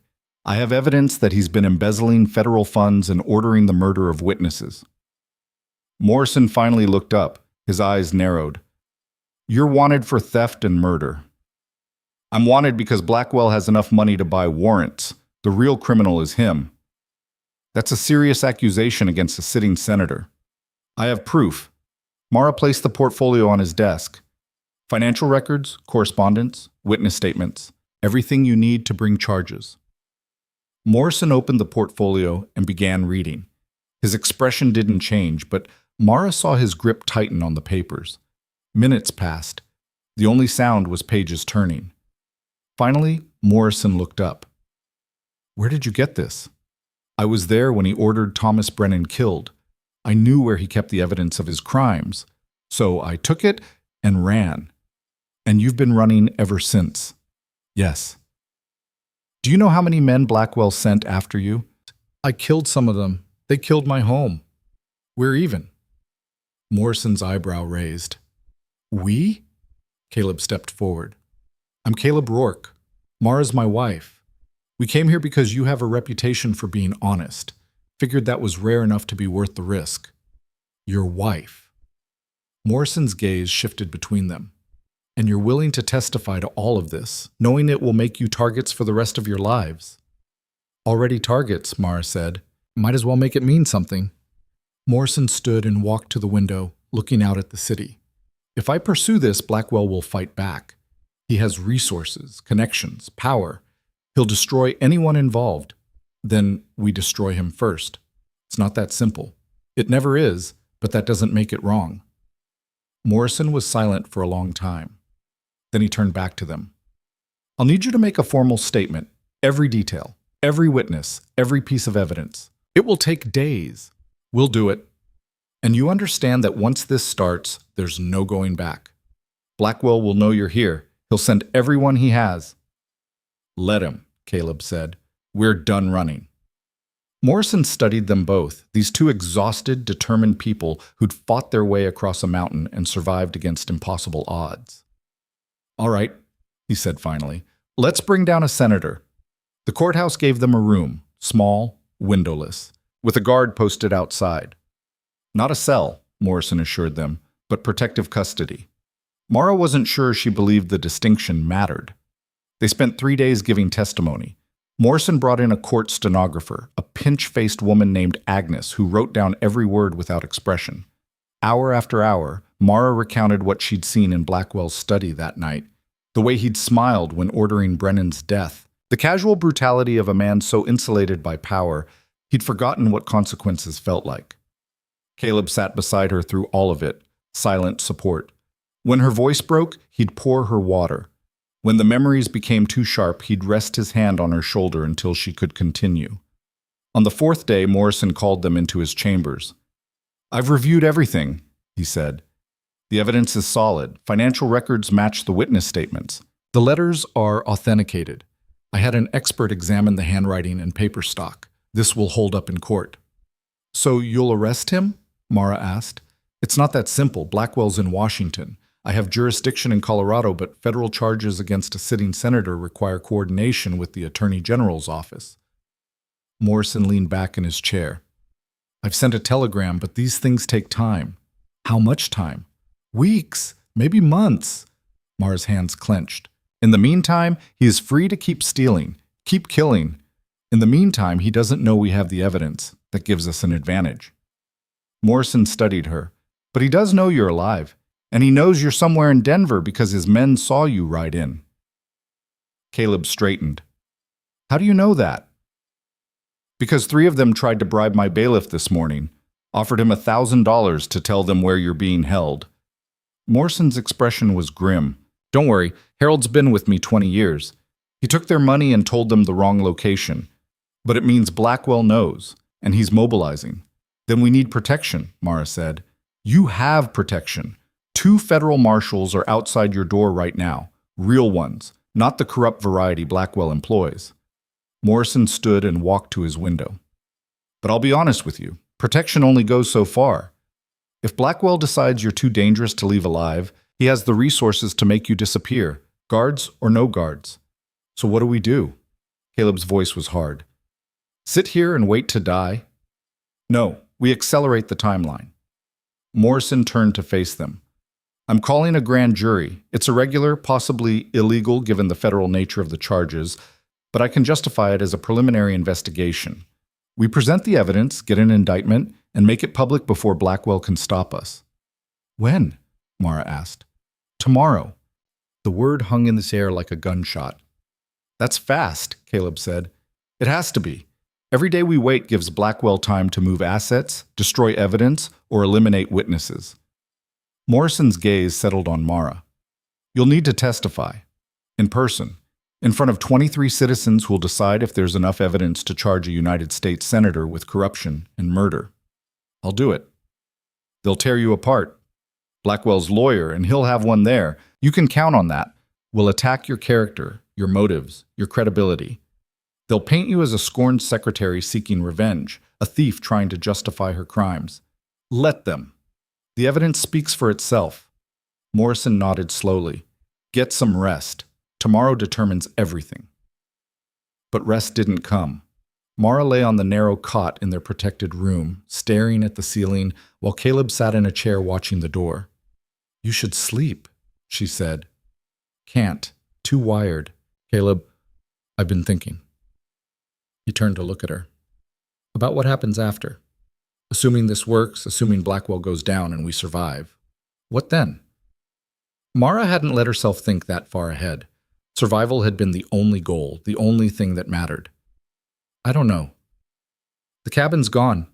Everything I built up there, it's ash." His voice was level, but she heard the grief underneath. "I could rebuild, or I could do something different." "Like what?"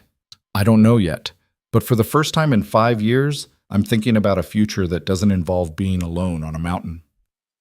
He stood and crossed to her cot, sitting on the edge. "You changed something in me, Mara. Made me remember what it's like to care about someone other than myself." "I didn't mean to." "I know. That's what makes it real." His hand found hers in the darkness. "Whatever happens tomorrow, I want you to know, meeting you was worth everything. The cabin, the peace, all of it. I'd make the same choice again." Mara sat up, and suddenly they were close enough that she could see the gray in his beard, the lines around his eyes, the weathered reality of a man who'd survived war and wilderness and was still choosing to fight. She kissed him. It wasn't planned or graceful. It was desperate and necessary, a statement of something neither of them had the words for. Caleb responded in kind, his hand coming up to cup her face, his other arm pulling her closer. When they finally broke apart, both breathing hard, Mara said, "I don't know what tomorrow brings, but I know I don't want to face it without you." "Then you won't have to." They spent the rest of the night together, not sleeping, not talking much, just existing in a space where the future didn't matter and the past couldn't reach them. Morning came too fast.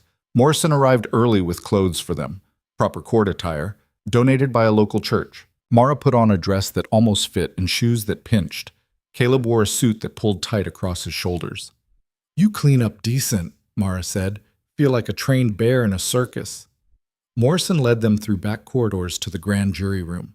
It was smaller than Mara expected, plain wooden benches arranged in rows, 23 faces watching them with expressions ranging from curious to hostile. The foreman was a heavy-set man with mutton-chop sideburns who introduced himself as Samuel Pritchard. "We'll hear the evidence," he said. "Then we'll decide if charges are warranted. You'll be allowed to present your case, Miss Ellison, but know that Senator Blackwell's representative will have the opportunity to respond." "Must be a team." The representative turned out to be a lawyer named Jonathan Carr. Expensive suit, oiled hair, the kind of confident smirk that came from never losing. He sat in the corner, taking notes, waiting for his chance. Morrison presented the evidence first. The financial records spread out for the jury to examine. Letters in Blackwell's own hand, discussing payments and favors and the quiet elimination of problems. Thomas Brennan's witness statement, signed the day before he died. The jury members leaned in, reading, whispering to each other. Then Morrison called Mara to testify. She stood and faced them, these 23 strangers who held her life in their hands. "Tell us what you saw," Morrison said gently. Mara took a breath and began. She described working for Blackwell, how she'd been invisible to him, just another piece of furniture in his office. She recounted the night Brennan came to confront him, desperate and scared. The argument she'd overheard. Blackwell's cold voice ordering his men to handle it. "Handle it how?" Morrison prompted. "Make him disappear. Make it look like an accident or a robbery. Make it so no one would ask questions." Mara's voice stayed steady. 2 days later, Thomas Brennan was found beaten to death in an alley. The police ruled it a robbery. But I knew the truth. "And that's when you stole the senator's documents?" "That's when I took evidence of his crimes. Evidence that would have disappeared if I hadn't." Jonathan Carr stood. "If I may, Your Honor?" Morrison nodded. Carr approached Mara with a smile that didn't reach his eyes. "Miss Ellison, how long did you work for Senator Blackwell?" 3 years. "And in those 3 years, did you ever express romantic interest in the senator?" Mara's jaw clenched. "No." "Are you certain? Because we have testimony from other staff members suggesting you were quite infatuated with him." "That's a lie." "Is it? Or is this vendetta personal? A woman scorned seeking revenge through false accusations?" "I'm not scorned. I'm a witness to murder." Carr's smile widened. "A witness who conveniently stole thousands of dollars worth of documents. A witness who fled across state lines. A witness who, by multiple accounts, has killed several men in her escape." He turned to the jury. "Does this sound like an innocent victim? Or does this sound like a criminal trying to justify her crimes?" Mara felt the room shifting, doubt creeping into the jurors' faces. Carr was good at this, twisting truth until it looked like lies. "I took what I needed to survive," she said. "And yes, I defended myself when men tried to kill me. But that doesn't change what Blackwell did. It doesn't make the evidence false. Evidence you had exclusive access to. Evidence you could have altered or fabricated." Carr picked up one of the letters. "How do we know these are real? How do we know you didn't forge them yourself?" "I had them authenticated," Morrison interjected, "by an independent expert. An expert you hired, in a state where Senator Blackwell has no representation." Carr set down the letter. "This entire proceeding is irregular, rushed, designed to rayload a respected public servant based on the word of a known fugitive. Senator Blackwell ordered a man killed," Mara said, her voice rising. "I watched it happen, Everything else, the running, the fighting, the stealing, that's just me trying to stay alive long enough to tell the truth. Your truth, not the truth. Caleb stood abruptly. I've heard enough of this. Morrison put a hand on his arm. Mr. Rourke, please. No, this lawyer is calling Mara a liar, a criminal, a jilted woman making up stories. I was there when Blackwell's men came to kill her. I watched them burn my home trying to get to her. I carried her across a mountain while a corrupt marshal and his hired guns hunted us. Caleb turned to the jury. You want to know if she's telling the truth? Look at what she's been through. Nobody goes through that for a lie. Nobody survives that unless they're fighting for something real. Silence filled the room. Carr recovered first. How touching, the mountain man defending his woman. But emotion isn't evidence and testimony isn't proof. Then look at the documents, Mara said. Really look at them. The dates match Brennan's death. The amounts match missing federal funds. The signatures are Blackwell's own hand. This isn't fabrication. It's documentation of systematic corruption. She pulled out the witness statement, the one Brennan had signed before he died. This man knew he was in danger. He wrote down everything because he knew Blackwell would kill him, and he was right. 2 days after signing this, he was dead. That's not coincidence, that's murder. The jury was listening now, really listening. Morrison stepped forward. Members of the jury, you have before you clear evidence of federal crimes. Financial records that don't lie. Letters that reveal intent. A witness willing to risk everything to ensure justice is served. The question isn't whether Miss Ellison is perfect. None of us are. The question is whether the evidence warrants an indictment. Carr made one last attempt. This is a political hit job. A convenient scandal timed to damage the senator's reputation. The senator damaged his own reputation when he started stealing and killing. Mara cut him off. I'm just the one who proved it. The foreman, Samuel Pritchard, stood. I think we've heard enough. Jury will deliberate. They filed out, leaving Mara, Caleb, Morrison, and Carr in uncomfortable silence. Carr packed his papers with precise, angry movements. You've made a serious mistake, he said to Mara. The senator has a long memory and deep pockets. This won't end the way you think. It already ended, Mara said. The moment I decided to stop running and start fighting back. Carr left without another word. The wait was excruciating. Minutes stretched into an hour, then 2.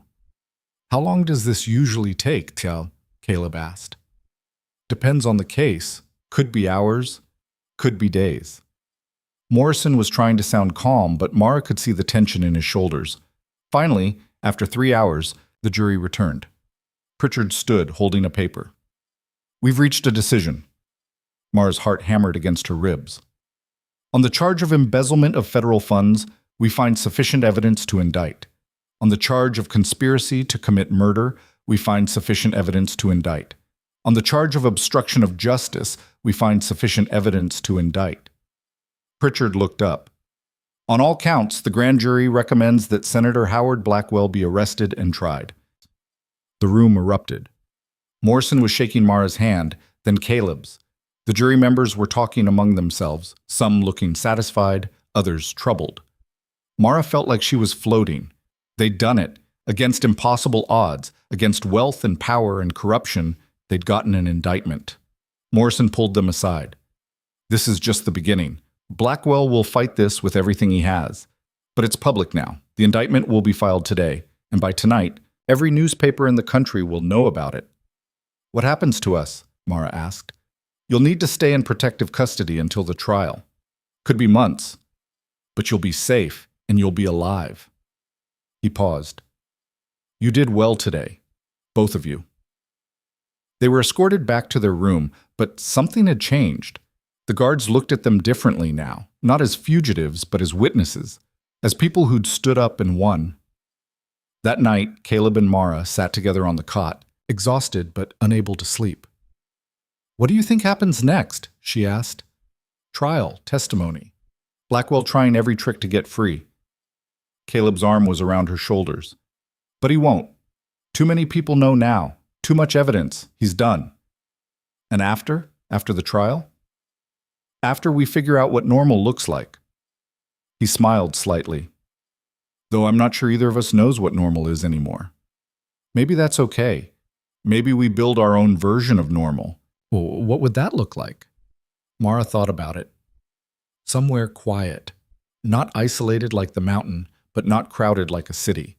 A place where we can work and build and not have to look over our shoulders constantly. You want to stay with me? Even after all this is over? Where else would I go? She looked up at him. You're the only home I have left. Caleb kissed the top of her head. Then we'll make it work. Whatever comes next, we'll handle it together. The trial began 6 weeks later. In that time, Blackwell had been arrested in Washington and transported to Denver in chains.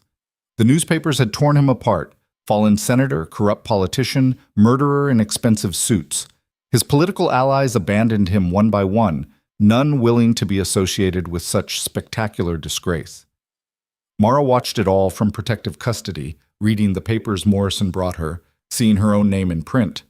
Some called her a hero. Others called her a thief and a liar. She'd learned to ignore both. The courthouse was packed for opening arguments. People stood outside hoping to get in, craning for a glimpse of the senator who'd fallen so far. Blackwell sat at the defense table looking smaller than Mara remembered. Prison had worn him down, stolen the confidence that came from years of untouchable power. He wouldn't meet her eyes. The prosecution was led by a federal attorney named Margaret Hastings, sharp, relentless, with a reputation for destroying corrupt officials. She laid out the case methodically, building a timeline of theft and murder that left no room for doubt. Blackwell's defense attorney argued reasonable doubt, attacking Mara's credibility, suggesting the documents were forged or misinterpreted. But the evidence was too strong. The financial records were too detailed. The letters too damning.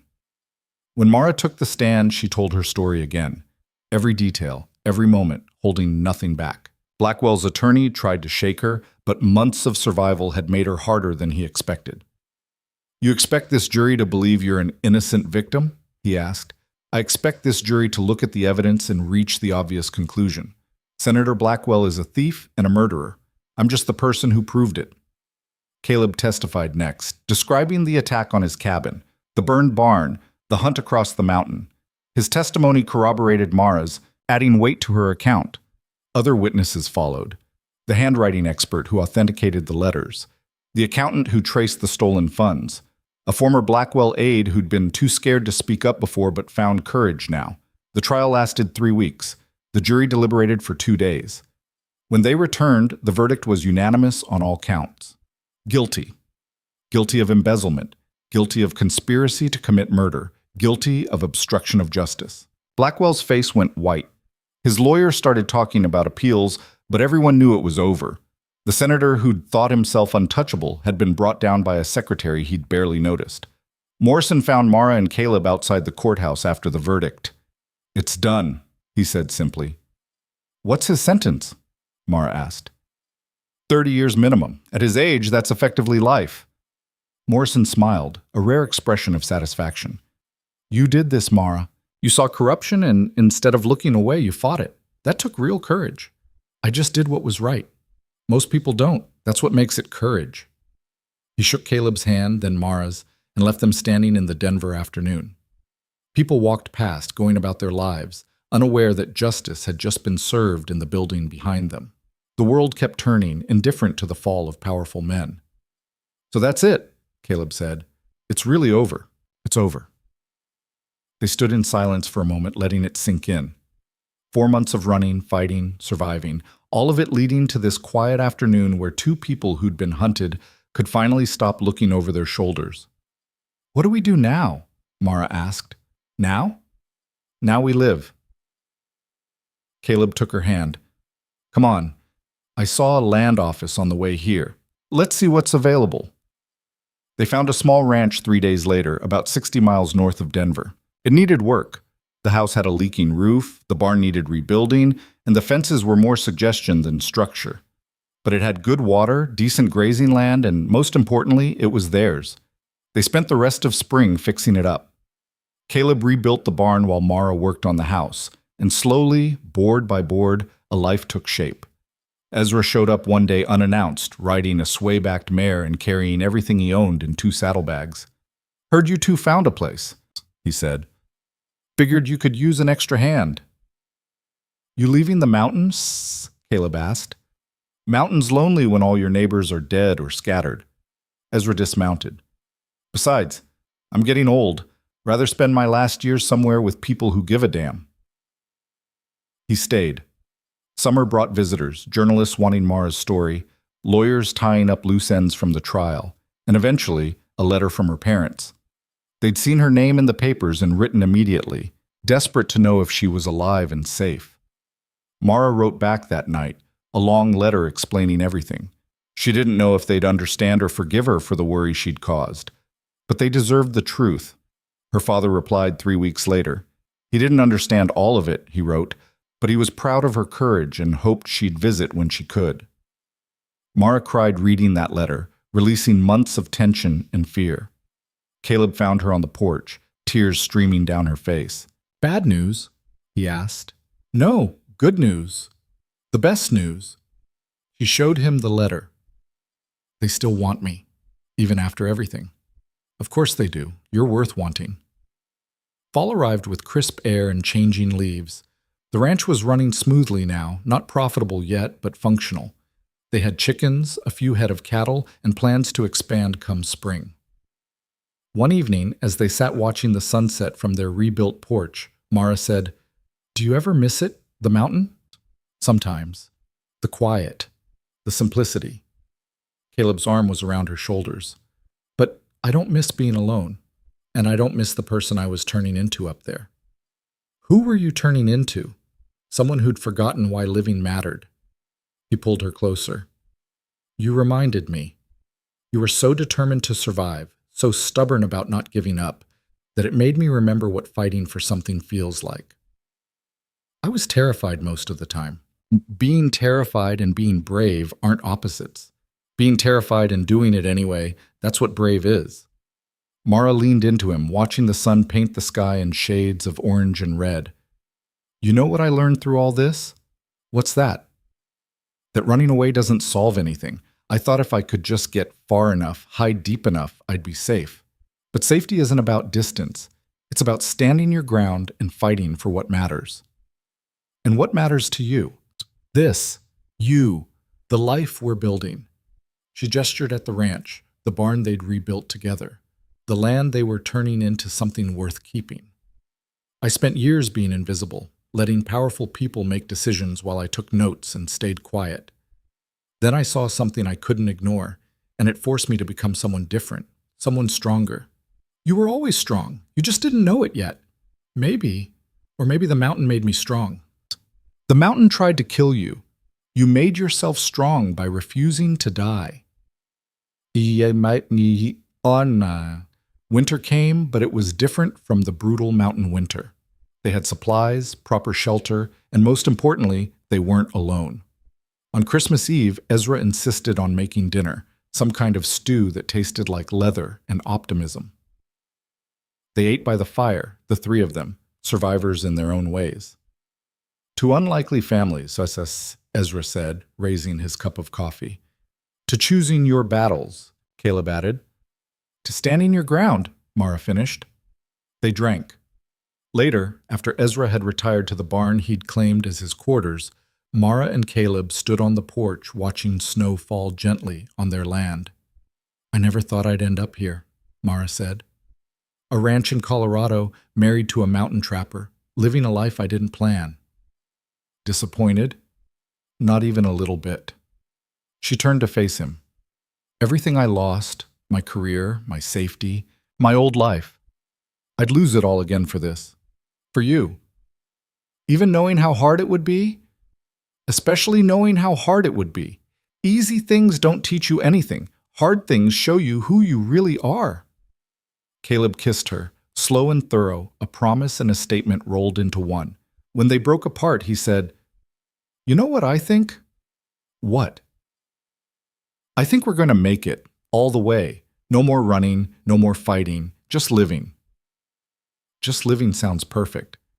Spring came again, completing the cycle. A full year since Mara had stepped off that stagecoach in Timber Ridge, completely unprepared for what awaited her. She stood in the garden she'd planted, watching green shoots push through dark soil and thought about transformation, about how pressure and hardship could forge something stronger, about how the person who'd fled Washington in terror was gone, replaced by someone who knew how to fight, how to survive, and most importantly, how to choose what mattered. Caleb came up behind her, wrapping his arms around her waist. "Thinking deep thoughts?" he asked. "Thinking about how far we've come. Long way from that mountain cabin. Long way from the people we were." He rested his chin on her shoulder. "You regret any of it?" Mara considered the question seriously. The fear, the pain, the constant running, watching Caleb's cabin burn, killing men who'd come to kill her, standing in court while lawyers tried to destroy her credibility. "No," she said finally, "because it brought me here, to you, to this life. Even though it was brutal, especially because it was brutal, we earned this. Every board in that barn, every seed in this garden, every moment of peace, we paid for it in blood and fear and refusing to quit. That makes it worth more than anything that comes easy." Caleb turned her around to face him. "I love you, Mara Rourke. Took me too long to say it, but there it is. I love you too. Took us almost dying to figure it out, but we got there. We did, and now we get to live with it." They stood together in the garden, two people who'd survived impossible odds, watching their ranch come to life under the spring sun. The story could have ended differently. Mara could have died on that mountain, or in that cabin fire, or in any of a dozen moments where death seemed certain. Blackwell could have walked free, corruption unchecked. The powerful could have won, as they so often do. But sometimes, not often, but sometimes, the desperate and the determined find a way to stand against the storm. Sometimes the mountain doesn't kill you. Sometimes the fire doesn't consume you. Sometimes justice actually gets served. And sometimes, in choosing to fight instead of run, you discover strength you never knew you had. Mara had learned that truth the hard way. She'd learned that survival isn't about avoiding hardship. It's about enduring it and coming out changed but unbroken on the other side. She'd learned that love isn't soft or easy, but forged in shared struggle and mutual survival. Most importantly, she'd learned that the only way to truly be free is to stop running from what scares you and start fighting for what matters. It was a hard lesson. But then again, the best ones usually are. As evening fell on their ranch, Mara and Caleb went inside their rebuilt home. Ezra was already there, heating coffee and complaining about the weather with the cheerful pessimism of someone who'd survived too many winters to take any of them personally. This was life now. Simple, hard-earned, real. And for two people who'd learned to survive the worst the world could throw at them, it was more than enough. It was everything.